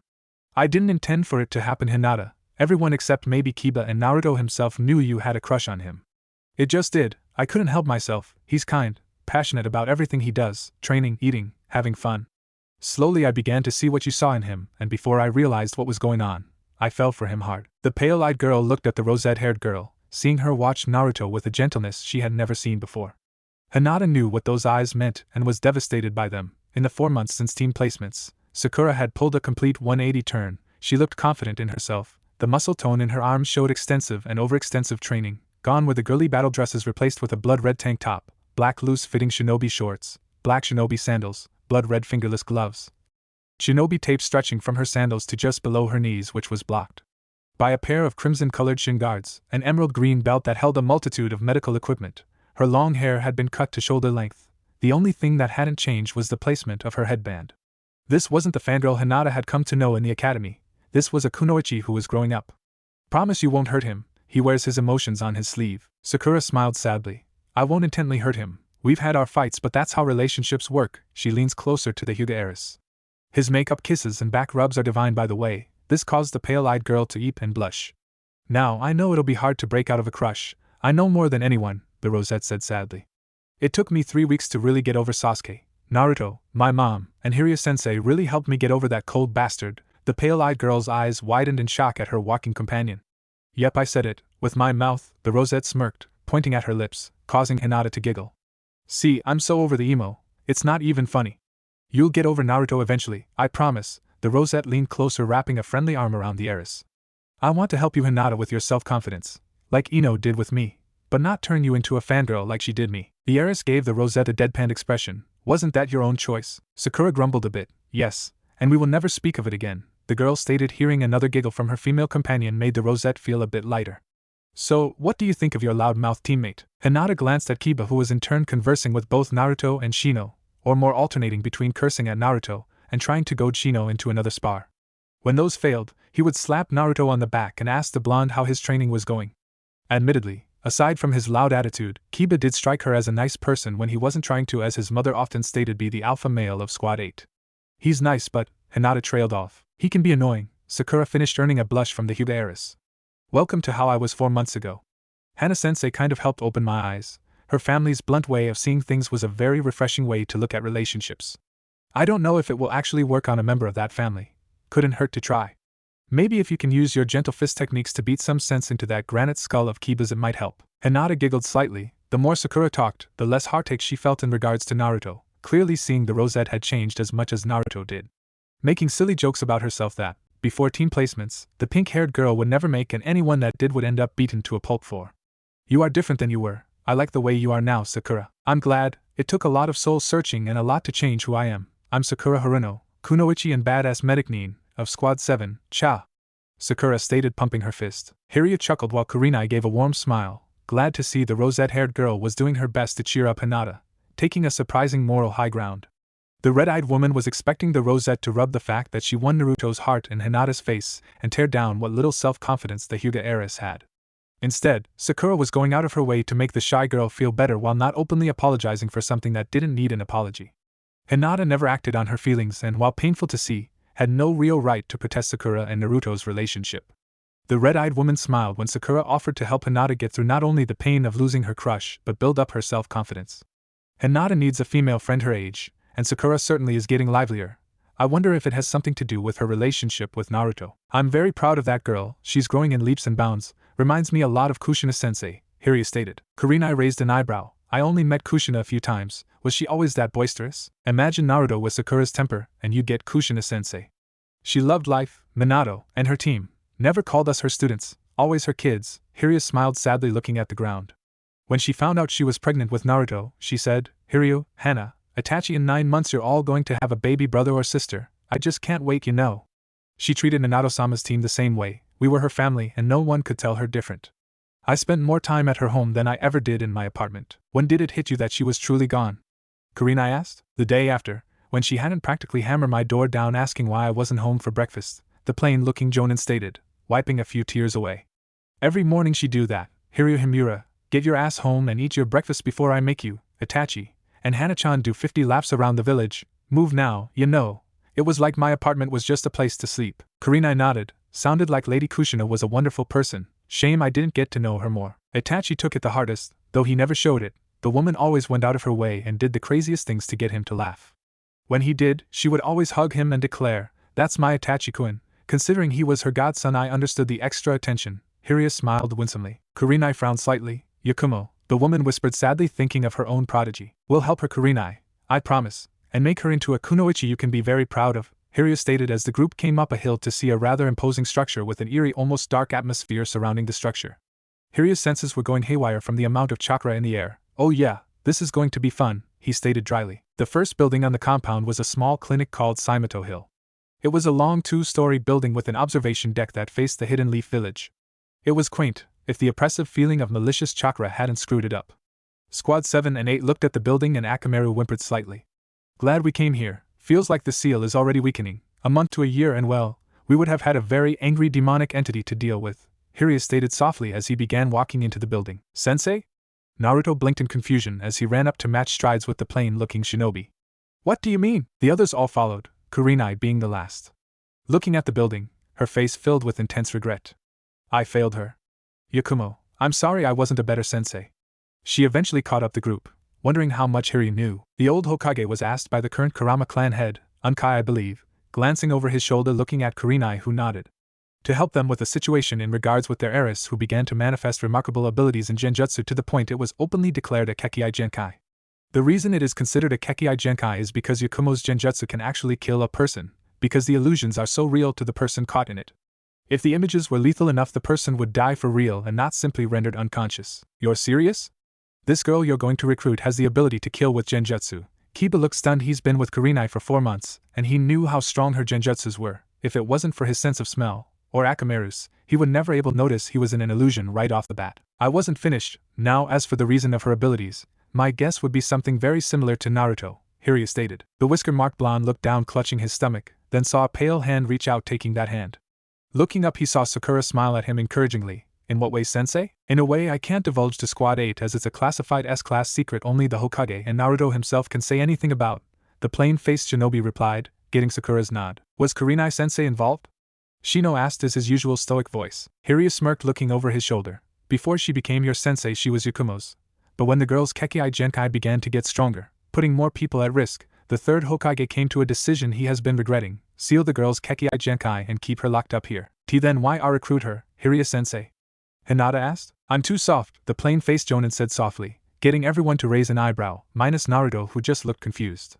I blame Kushina-sensei. She always believed that if anyone is in pain of any kind you're supposed to help them. Yakumo wanted to be a kunoichi and wanted to be as proficient in her discipline of genjutsu as Rock Lee of Squad 9 is in taijutsu. He saw Kurenai slump her shoulders and he winced. Sorry, Kurenai. No, you are correct and I am not the sensei guy Kurenai stated. Nor am I. But Kurenai, look what you have done with your current squad, the plain-looking shinobi replied. The red-eyed woman looked up at her students. Each sensei has a different way to teach and sometimes the student we are teaching needs a little more work than others, he groaned softly. Just made myself out to be a hypocrite. Sasuke is different Hiryu, he never listened to anything you were trying to teach, Kurenai stated and winced. Yakumo loved to learn and it was because of fear that I wasn't able to teach her, but it did not mean I didn't care for her. The plain-faced Jonin nodded taking a deep breath. We are human and we make mistakes, that is why I asked you to come Kurenai. I want your help, not only to release the seal you placed on her, but to heal her, he pointed to his temple and then to his chest, here and here. The red-eyed woman nodded as the group came to a door. Upon entering, everyone noted the room was dark with only a single candle placed next to a chair. In the chair facing away from them was a girl with long light brown hair. They couldn't see much else except maybe the long light pink robe the girl was wearing. The girl turned to see who had entered her room. Her expression was blank until she saw Kurenai. Sensei, the girl's eyes welled up with tears and she leapt out of her chair running to the red-eyed woman and hugging the woman's waist. Kurenai, have your say, then we'll get to unsealing the seal. The voice drew the girl's face away from Kurenai's stomach to look up at the plain-faced man standing next to her former sensei. Howdy there, the man smiled. Who are you? The girl asked. Best wait until after Kurenai finishes chatting with you. I'll make a full introduction later. He then walked behind 3 of the 5 kids her age and bumped them forward. Same with you 3 squirts. Your sensei is going to need emotional support with this and it is your duty as her students to provide it. The plain-faced man stated, earning a scowl from the wild-looking boy a second before he turned sheepish watching her. The Hyuga nodded giving her a weak smile, and the stoic taller boy simply adjusting his sunglasses. Naruto, Sakura, let's go. It's going to take them a while. Let's go find a kitchen, the man stated. The blonde boy's eyes seemed to glow with anticipation. Sakura, will you please collect your ramen junkie boyfriend? The trio left the room, closing the door. Gladly, sensei. A second later Yakumo heard a light meaty smack. Ow, Sakura-chan, came a whine. Yakumo couldn't help it, she giggled finding it funny. She turned looking at a sad, smiling Kurenai and focused on the woman. Sensei? The woman shook her head. I haven't been a very good sensei to you Yakumo, and I am sorry. If you feel the need to vent please do. I also have to reveal something that may be very painful for you to hear. Yakumo frowned softly. Is this about why you sealed my power up and why you were talking to the Hokage on the roof of the tower? The red-eyed woman winced while her other students looked at her in confusion but she nodded.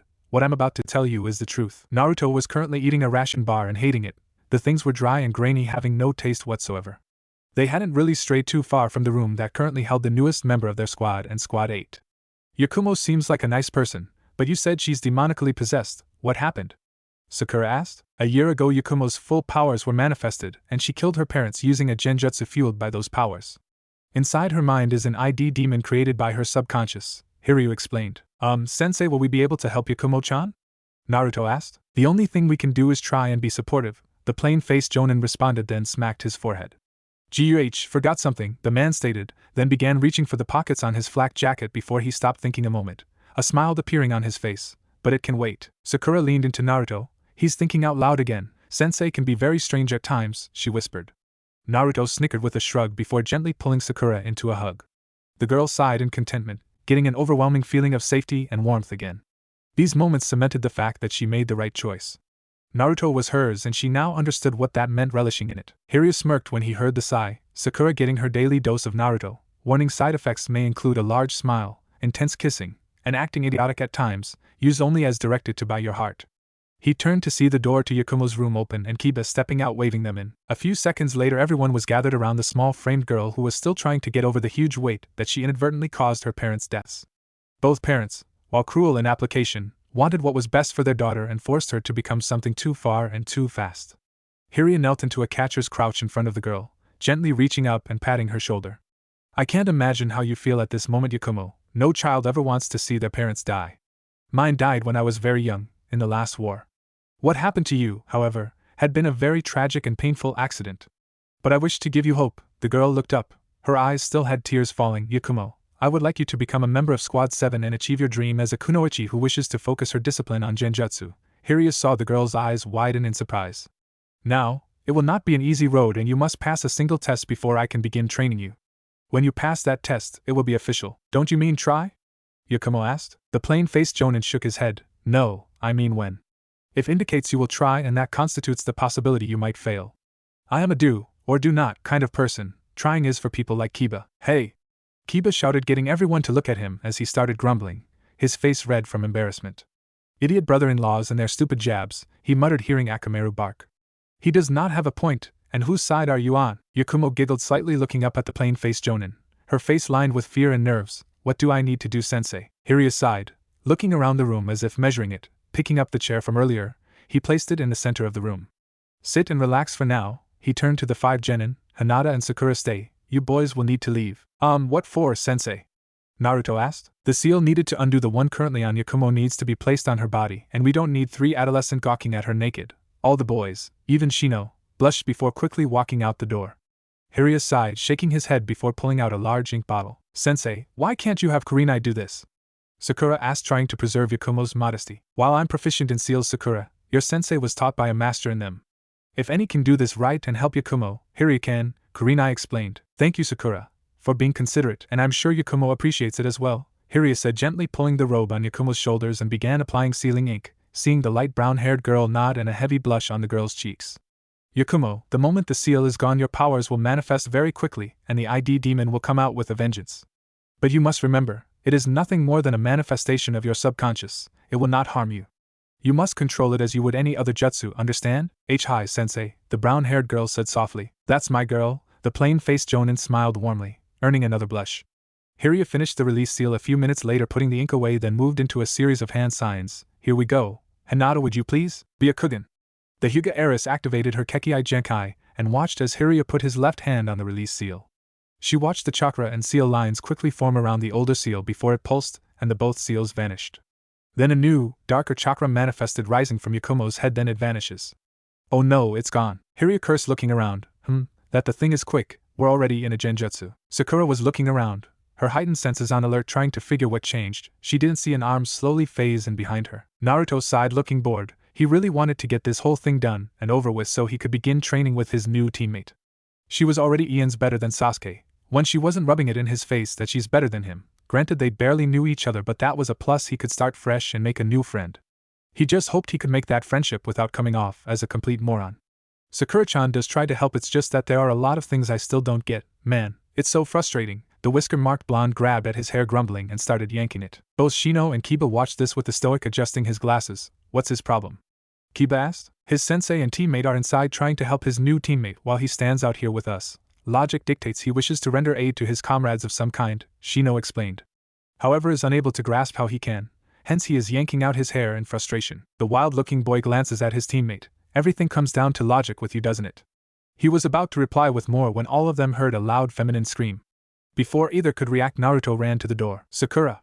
Naruto shouted, throwing open the door and running inside. The two boys tried to grab him, but the door slammed shut in front of them. What Naruto saw when entering were his sensei, Hinata, and Kurenai pinned against the wall, Yakumo clutching her head, and Sakura in a pool of blood with a demonic-looking creature standing over her. The creature leapt away as the blonde ran forward and dropped to his knees to scoop the rosette-haired girl into his arms. As Sakura-chan? He whispered sadly. Hiryu sighed heavily. The genjutsu was multi-layered apparently, and the one previous had come crashing down when Naruto entered the room. Whatever Naruto was seeing though must have been horrible. Well shit, the plain-faced jonin muttered as he felt a malicious surge of demonic chakra he knew all too well. Is that the QB? Kurenai asked in a frightened whisper, looking over at Sakura, who narrowly missed getting impaled by the ID thanks to Hinata. Yakumo, you have to gain control and fast. Hiryu stated, seeing Naruto's posture start turning rigid and steam began to emanate from the floor around him. What did that thing show him? Yakumo, who was trying her hardest to gain control, had seen the image. He's seeing Sakura dead, the three of you pinned. She clutched at her head again. I want to help him, he's in such pain. This is a battle, Yakumo, treat it as such, came the plain-faced Jonin's reply. The girl nodded, picking up a painting trowel and brandishing it in a reverse grip, staring grimly at the ID demon who began hovering over the Jinchuriki, waiting for its opportunity to strike, not sensing the rage it had unleashed. Naruto gently cradled his girlfriend's head. Why did you take her? He said to no one, feeling both flaming rage and numbing cold sadness, staring down at the one person that made his life, in recent months, worth living for, taken away from him by some girl's imagination. I am going to kill you! The ID demon leapt back, not expecting the huge column of menacing chakra. You took the one precious person that meant everything to me. The blonde's eyes turned red and slitted, his strange whisker marks became darker and more defined, as tears of rage and sadness fell. The boy's body became engulfed in a red bubbling cloak as the boy dropped to all fours in the manner of a giant animal over the motionless body, glaring coldly at the ID demon. A tail and ears began to form in the strange cloak. I'm merely a manifestation of a demon. Before me lies the real thing, ID whispered, jumping away. Before it could get too far, Naruto was suddenly in front of it, and with a clawed back hand the demon went sailing crashing into a wall. Yakumo appeared just as Naruto charged, clawed hand ready to strike. Naruto, you are in a genjutsu. Sakura-san is still alive, the brown-haired girl stated gently, the anger boy growling at her, for a second but his eyes wide. Please, you must calm down. The boy had already started to calm the moment she mentioned genjutsu and the fact that Sakura was safe. Yakumo turned, and before the ID demon could react, plunged her trowel into the creature's head. The mask it was wearing split down the middle, falling away. There was a brief glimpse of Yakumo's face surrounded in a bright purple light before the whole being exploded in a flash of light. The others watched quickly as Naruto changed back to normal as the genjutsu lifted. He slumped to his knees, gasping for air. Before he could react, he saw a shadow enter his vision. Looking up, Sakura was standing over him, showing deep concern. Reaching up, he pulled the rosette down into a tight hug, which she returned. Sure, Naruto, I'm safe, she whispered, kissing his forehead. A few seconds later, Shino and Kiba ran into the room. What they saw was confusing, at least to Kiba. Yakumo sitting in her chair, quickly covering herself with her robes. Hinata looking even more paler than normal. Kurenai looked like she had run a marathon. Hiryu was staring quietly at his two students who were clinging to each other, as if they were drowning. What happened? What was that chakra? Officially it was the ID demon, Hiryu stated. And unofficially? Shino asked softly. Hiryu sighed heavily. Something you'll need to ask Naruto about at a much later date. He just witnessed something that nearly broke him, and he needs time. But Kiba, feeling both confused and helpless, he and Naruto had gotten a lot closer, with the whisker-marked blonde hanging out more at the Inuzuka compound. Both because he was dating Sakura and he would help out while she worked at the veterinarian clinic on the weekends. It helped that Kiba's mother practically encouraged the blonde to show up even when Sakura wasn't working. Kiba!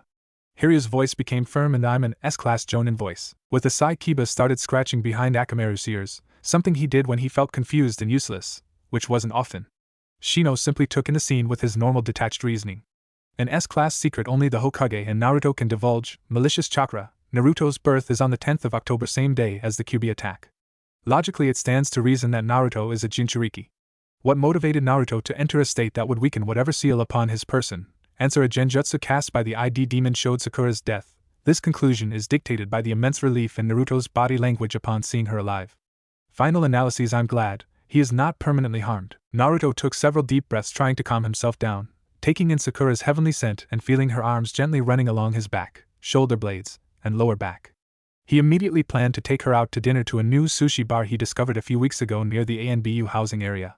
He first went in to see if they'll let him eat there. Apparently the owner had been a classmate of his mother's and stated he was welcome anytime. As soon as this whole mission was done, he was bound and determined now to take her there.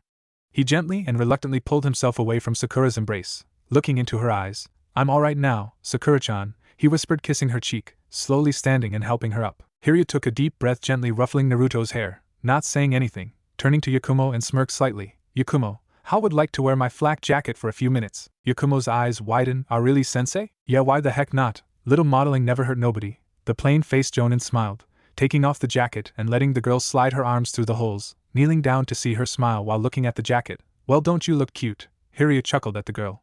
The Jonin began opening several of the pockets and pulled out storage scrolls, placing them on a table, glancing over to see Naruto with one lingering arm around Sakura. Naruto, the blonde, blinked in confusion as he and Sakura walked over to the table. A few seconds later, Squad 8 joined them, looking at the scrolls. What's in the storage scrolls, Hiryu-sensei? Hinata asked. More storage scrolls, but inside of them is Naruto's birthright as one of the surviving members of the Uzumaki clan. the plain-faced Jonin stated. I had a clan? Naruto asked, looking shocked and all. The plain-faced Jonin nodded. Not just any clan, but one of the 3 clans that founded the Hidden Leaf. He glanced at everyone gathered, and all but Kurenai looked shocked. Wait, you're saying that not only did Naruto have a clan, but it helped found our village? There's no way. Kiba growled. Hiryu shook his head and sighed, glancing at Kiba. It's the truth. Hashirama Senju married Mito Uzumaki shortly after he, Madara Uchiha, and Mito's brother, Saito Uzumaki, established the land to which the village now sits. Every Jonin and Chunin in this village also honors that union. Every time we put on our flak jackets, he gently reached down and patted the red swirl on his flak jacket that Yakumo was currently wearing. What happened to them then?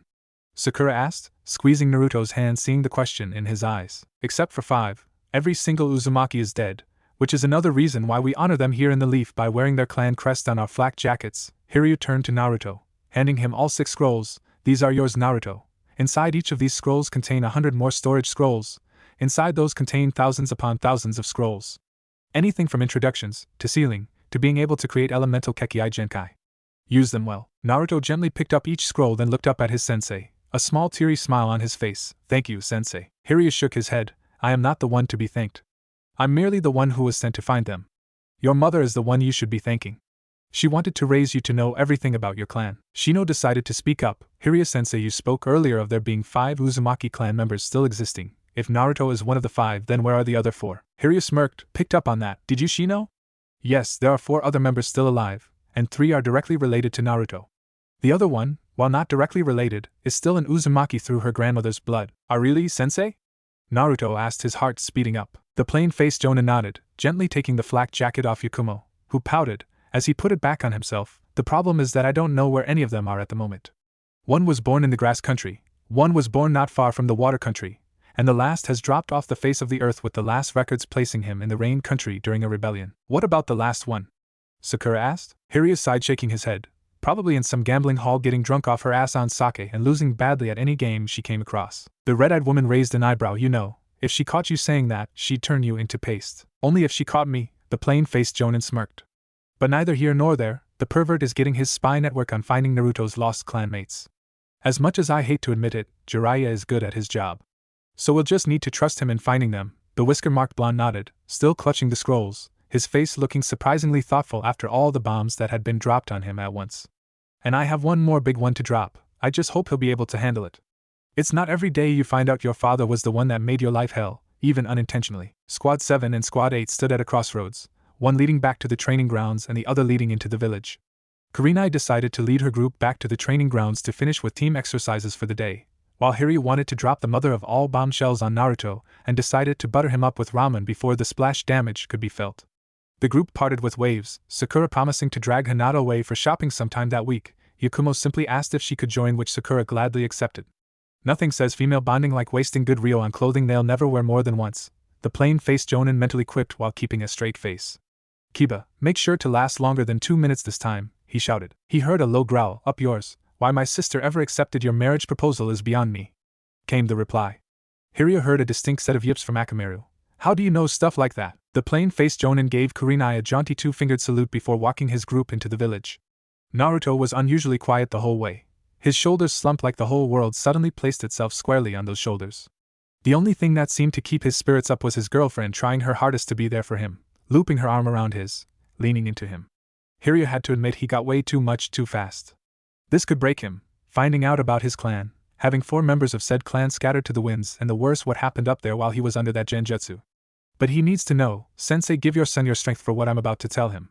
Wherever you are, he will need you during this time. Lunch, while normally a joyous time, had been rather subdued, with Naruto eating quietly and only having 5 bowls before stopping.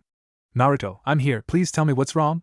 Sakura asked softly, cradling his face in her hands. I can't get that stupid genjutsu out of my head, the whisker-marked blonde said softly. I'm sorry, Naruto-san, it's my fault, Yakumo stated softly. Naruto's eyes flashed a second, wanting to latch on to blaming her for it, but his eyes softened, shaking his head. No, it's mine. I knew I sucked at genjutsu and I jumped right in anyway. Hiryu smiled, ruffling the boy's head. You wanted to protect your girlfriend. The majority of guys in the world would have agreed with your actions. However, Naruto, sometimes you must trust in the people around you. You must also trust in Sakura's own abilities. She has come a long way in 4 months. I know it's just, I heard her scream and everything you taught me went right out the window. Naruto made a long sweeping gesture before taking a deep breath and letting it out. The plain-faced Jonin chuckled, Hana calls it the alpha male protecting his mate syndrome. I've been guilty of it too, Naruto, so don't feel bad. When you screw up, admit it. Then have your mate shower you with kisses, in private. Promise never to do it until the next time the syndrome kicks in. Both Naruto and Sakura blush, causing the Kurama girl to giggle. Jiraiya shook his head, slowly seeing Naruto slowly start to cheer up. So Sensei, is that old fart of a godfather of mine really looking for other Uzumakis? Yep, you have 2 cousins, an uncle, and a second cousin, but the only one we can find at present is the second cousin, Jiraiya replied. What do you mean we, Sensei? Sakura asked. What the windbag is trying to tell you is, you'll be accompanying me to find my old teammate, a deeper voice stated coming into the ramen shop. Standing between Naruto and Sakura was a man at least a head taller than Hiryu, with long white spiky hair, a hardened metal plate with the word oil stamped on it, wearing an olive green outfit and a red vest, and tied to his back was a large scroll, painted on his face 2 long red lines. Wouldn't stand there if I was you, pervert, the plain-faced Jonin smirked. Jiraiya looked at the young man in confusion, missing the simultaneous nods coming from the rosette and the blonde. Before Jiraiya could react, he felt massive pain in every male in the area, minus Hiryu, Winston's sympathy. Jiraiya dropped to ground, curling into a ball, crying and trying to drive away the huge amount of pain to his junk. He glanced up through painful tears at the whisker-marked blonde who glared down at him. Yep, I deserve that, he squeaked. Yakumo looked at her teammates in confusion. They made a pact, Yakumo, before you joined us, to give Lord Jiraiya the warm welcome you just saw. Must admit they held back. I'm surprised you can still talk, you old perv. I'm going to be pissing blood for a week and you think they held back, Jiraiya gasped, wishing he had asked Tsunade to teach him how to learn medical jutsu. This had been 5th time in his life his nads had been violated. Granted, the first 4 times of course had been from Tsunade herself, but still, they could have shattered your pelvis, Hiryu stated in almost sing-song-like voice. Do you want I am to get you some ice? He glanced up at the female chef. The look in her eyes and crossed arms seemed to indicate she would need a lot of convincing. After a lot of apologizing to Naruto, of course, the Toad Sage tried to sit up only for a new wave of pain to hit, forcing the man to crawl back into a ball. Dear Kami, I'm dying. After a few minutes watching the myriad of expressions on the Toad Sage's face, Naruto couldn't take it anymore. He started laughing. Eventually the Toad Sage was coherent enough to sincerely apologize to his godson for the years of neglect, which rewarded him with an ice pack. The rest of the time Jiraiya spent preparing Squad 7 for their mission. Finally Hiryu decided it was time to drop the big bomb. Naruto, I think you're ready to learn who your father was, the plain-faced Jonin said, looking grim. I can guarantee you'll be both ecstatic and angry at the same time. What do you mean, Sensei? Naruto asked, feeling Sakura squeezing his hand. He looked over and saw her face was just as grim. Was he bad or something? No, but when I see your nose and your chin, I see Kushina-sensei. However, when I look at your hair and your eyes see your father, Minato Namikaze, Hiryu stated softly. Naruto looked down at one of the empty bowls for a minute. The 4th Hokage was my dad, he said softly, not seeing Yakumo's wide eyes. You know, I always wanted to be his son ever since I was little. But why did he seal the fox into my gut? No one knows, Jiraiya states sadly. The only 2 who could tell us died right next to you. I'm sorry again, Naruto, I wasn't there for you when I should have been. The plain-faced Jonin took a deep breath, glancing at Yakumo, who became confused the mentioning of a fox. Well, since Naruto spoke up about it, I can now be allowed to bring our little Yakumo up to speed on Naruto's condition. With that he went on to explain Naruto's status as a Jinchuriki and the mysterious circumstances behind it. When he finished, Yakumo simply hugged the whisker-marked blonde, not in sympathy but as a comrade. Hiryu sat there and pursed his lips. I've spent the last 13 years asking myself this question. Why would Kushina-sensei allow the sealing to take place at all? Why not simply take the fox into her, and when she died the fox would have died as well? Wait, what are talking about, Sensei?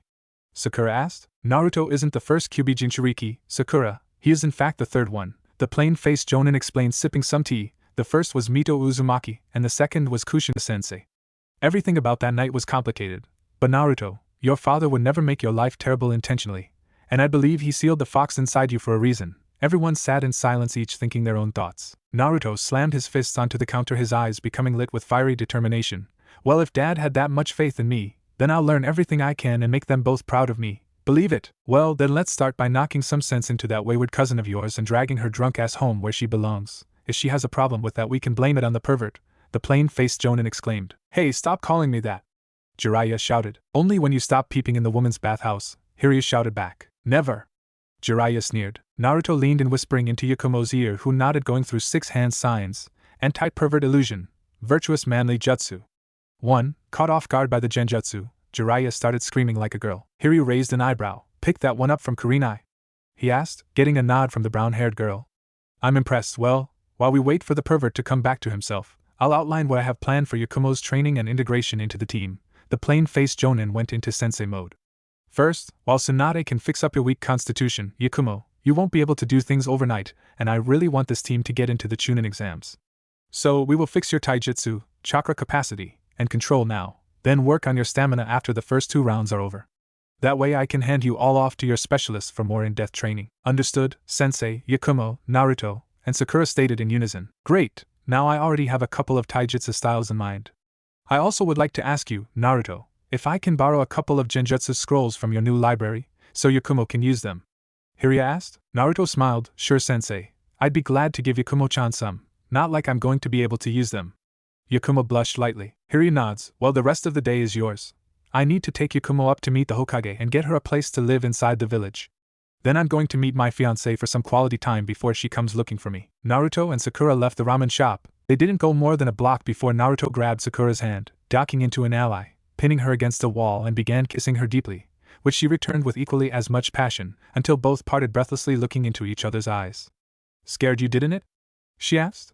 And you didn't have to wait until we were alone, you know. Everyone knows we're an item now. The whisker-marked blonde smirked. Would have driven Kiba crazy, that's for sure. His eyes closed, leaning into Sakura's shoulder, sighing. Not as easy to get over as you thought?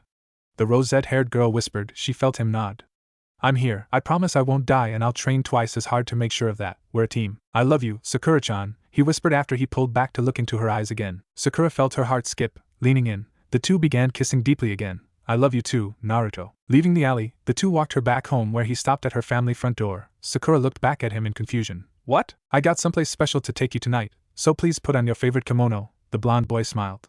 She nodded, blinking in confusion as he gives her a kiss before leaving, wondering what he was up to. Mabuki opened the door, noting her daughter's lips were swollen, causing the older woman to raise an eyebrow. I'd better not become a grandmother before you turn 16, young lady. The rosette-haired girl blushed heavily. Mom, how can you say that? Meh, the way you're going, I expect to have a son-in-law after the Chunin exams. The woman giggled, watching her daughter turn darker red. Like the thought hasn't crossed your mind. Here's a word of advice Kushina-chan once gave me when I was having trouble deciding on whether or not to marry your father. What? Sakura asked, genuinely interested, though felt strange hearing her mother talk to her about marriage when she was 13. Life is short, doubly so if you're a shinobi, so you eat all you can, play hard, and love even harder because you never know when it'll be over, so snag that man of yours, you know. Mabuki recited Kushina's words word for word. You know? Sakura raising an eyebrow. The woman sighed, shaking her head, looking down at her daughter, verbal tick of hers when she got excited, and she was always excited. The older Hirano chuckled sadly. With a nod, the rosette-haired girl then raised an eyebrow. Still, you are still encouraging me to get engaged at 13, Mom, and just implied Naruto and I are having sex. Mabuki smiled. I'm just nudging the first idea, and sending a subtle warning at the prospect of the second. Why are you encouraging marriage? The rosette asked, trying to keep a blush off her cheeks. Sakura, honey, please, it's not encouraging something if it's not pushing you in a direction you don't already see yourself going into. Am I wrong? Mabuki asked, arms crossed, looking down at her daughter who was staring at the ground, shuffling her feet. It's not unusual in a hidden village for two shinobi to be engaged young. Look at your sensei. He and Hana have been engaged 6 full years and 2 months. They've only recently decided on a date to actually marry. This caught Sakura's attention. That places their engagement a few months before the Uchiha massacre. The girl sighed, looking up at her mom. You're not going to let this go, are you? She asked dryly. Now, sweetie, what self-respecting mother would I be if I did that? Mabuki asked with a smile. A less troublesome one, Sakura stated before stiffening at what she said. Sleeping under a tree at training ground, Shikamaru sneezed, waking him up. Looking around, the lazy boy simply shrugged, going back to sleep. Dark. That was what Sakura was seeing currently, mostly because her boyfriend wanted to surprise her with something. She willingly let him blindfold her and lead her through what she felt like was half the village before he stopped. Ah, Mr. Uzumaki, your table is ready, came a rather high-end, almost snooty voice with good humor added. This usually meant the person was messing around, and hearing Naruto's chuckle, she had been right. Her whisker-marked boyfriend led her through a series of small turns where she incidentally brushed up against a few cloth-covered tables. She blinked under the blindfold. Cloth-covered tables meant a restaurant, and a high-end one at that. Eventually she came to a stop and heard Naruto pull out a chair, leading her to sit down, which was made a bit difficult because of the kimono she wore. Okay, Sakura-chan, you can take off the blindfold, came her boyfriend's voice, which she did. Having expected a glare, she was surprised with the dim lighting. Looking around did confirm that they were indeed in a restaurant. The dining area was dimly lit, with each table given a single candle to provide the illumination. She could see several couples at tables enjoying meals of varying types. The most prominent was sushi. Her eyes lit at the prospect. But something nagged at her. She looked over at Naruto, who seemed pleased with himself. Granted, he should be. He got his Sakura in a highly romantic setting with the prospect of eating her favorite cuisine. The Rosette, however, looked around the room again, trying to picture why the restaurant was so familiar and why she felt so out of place. It wasn't until she spotted several pictures on the walls, most were devoted to the guests that had been there before.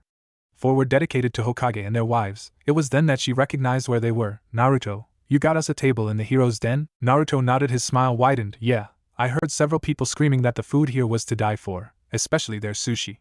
Since you love sushi and your favorite place hates me, I wanted to bring you someplace more awesome, the whisker-marked blonde explained. Sakura smiled softly. A new sense of love and affection for her boyfriend seemed to well up in her. So it was hard for her to say what came next. Naruto, you baka, do you know how expensive this place is? Naruto blinked a few times, looking confused. What you mean? He opened a menu, looking at the prices. Most were on par with the prices he was charged day to day. Some of these things on the menu are actually cheaper than the stuff I get in the other stores.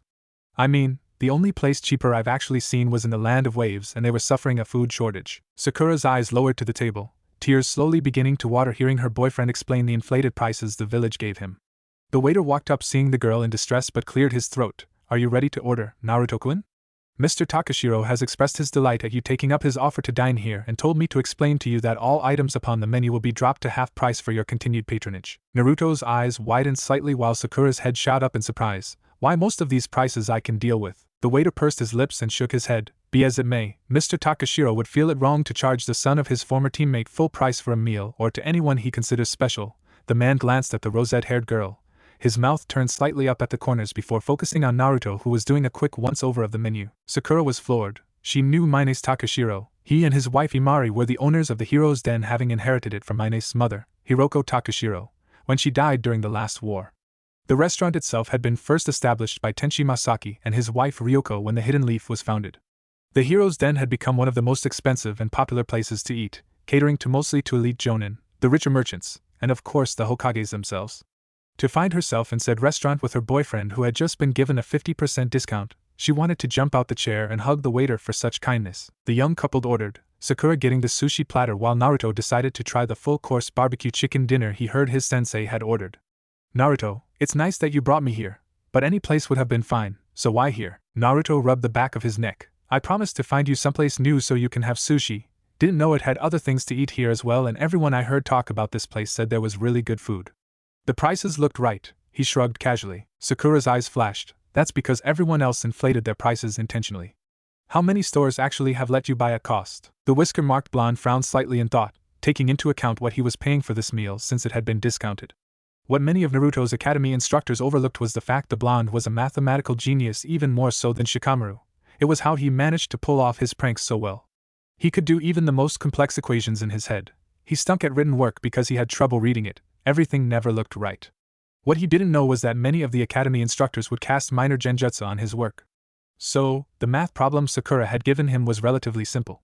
Only 4 stores have given many anything at cost: Ichiraku Ramen Shop, the book store, the scroll store, and the ninja weapon shop. The blonde looked down sadly. Damn fox, he muttered. Sakura took his hand and gave it a gentle squeeze. He looked up at her and smiled softly. The rosette-haired girl had suffered somewhat in recent months too. Many had tried to overcharge her, and it was only through a subtle hint of her running to the Hokage or her mother that prevented a repeat. Instead, she got 2 new phrases to add to the list of words she hated: demon whore and monster lover. But she didn't care. Naruto had made her happier in the last 4 months than she had been in the previous 6 years chasing after Sasuke. So is there another reason for you trying to wine and dine with me, Naruto-kun?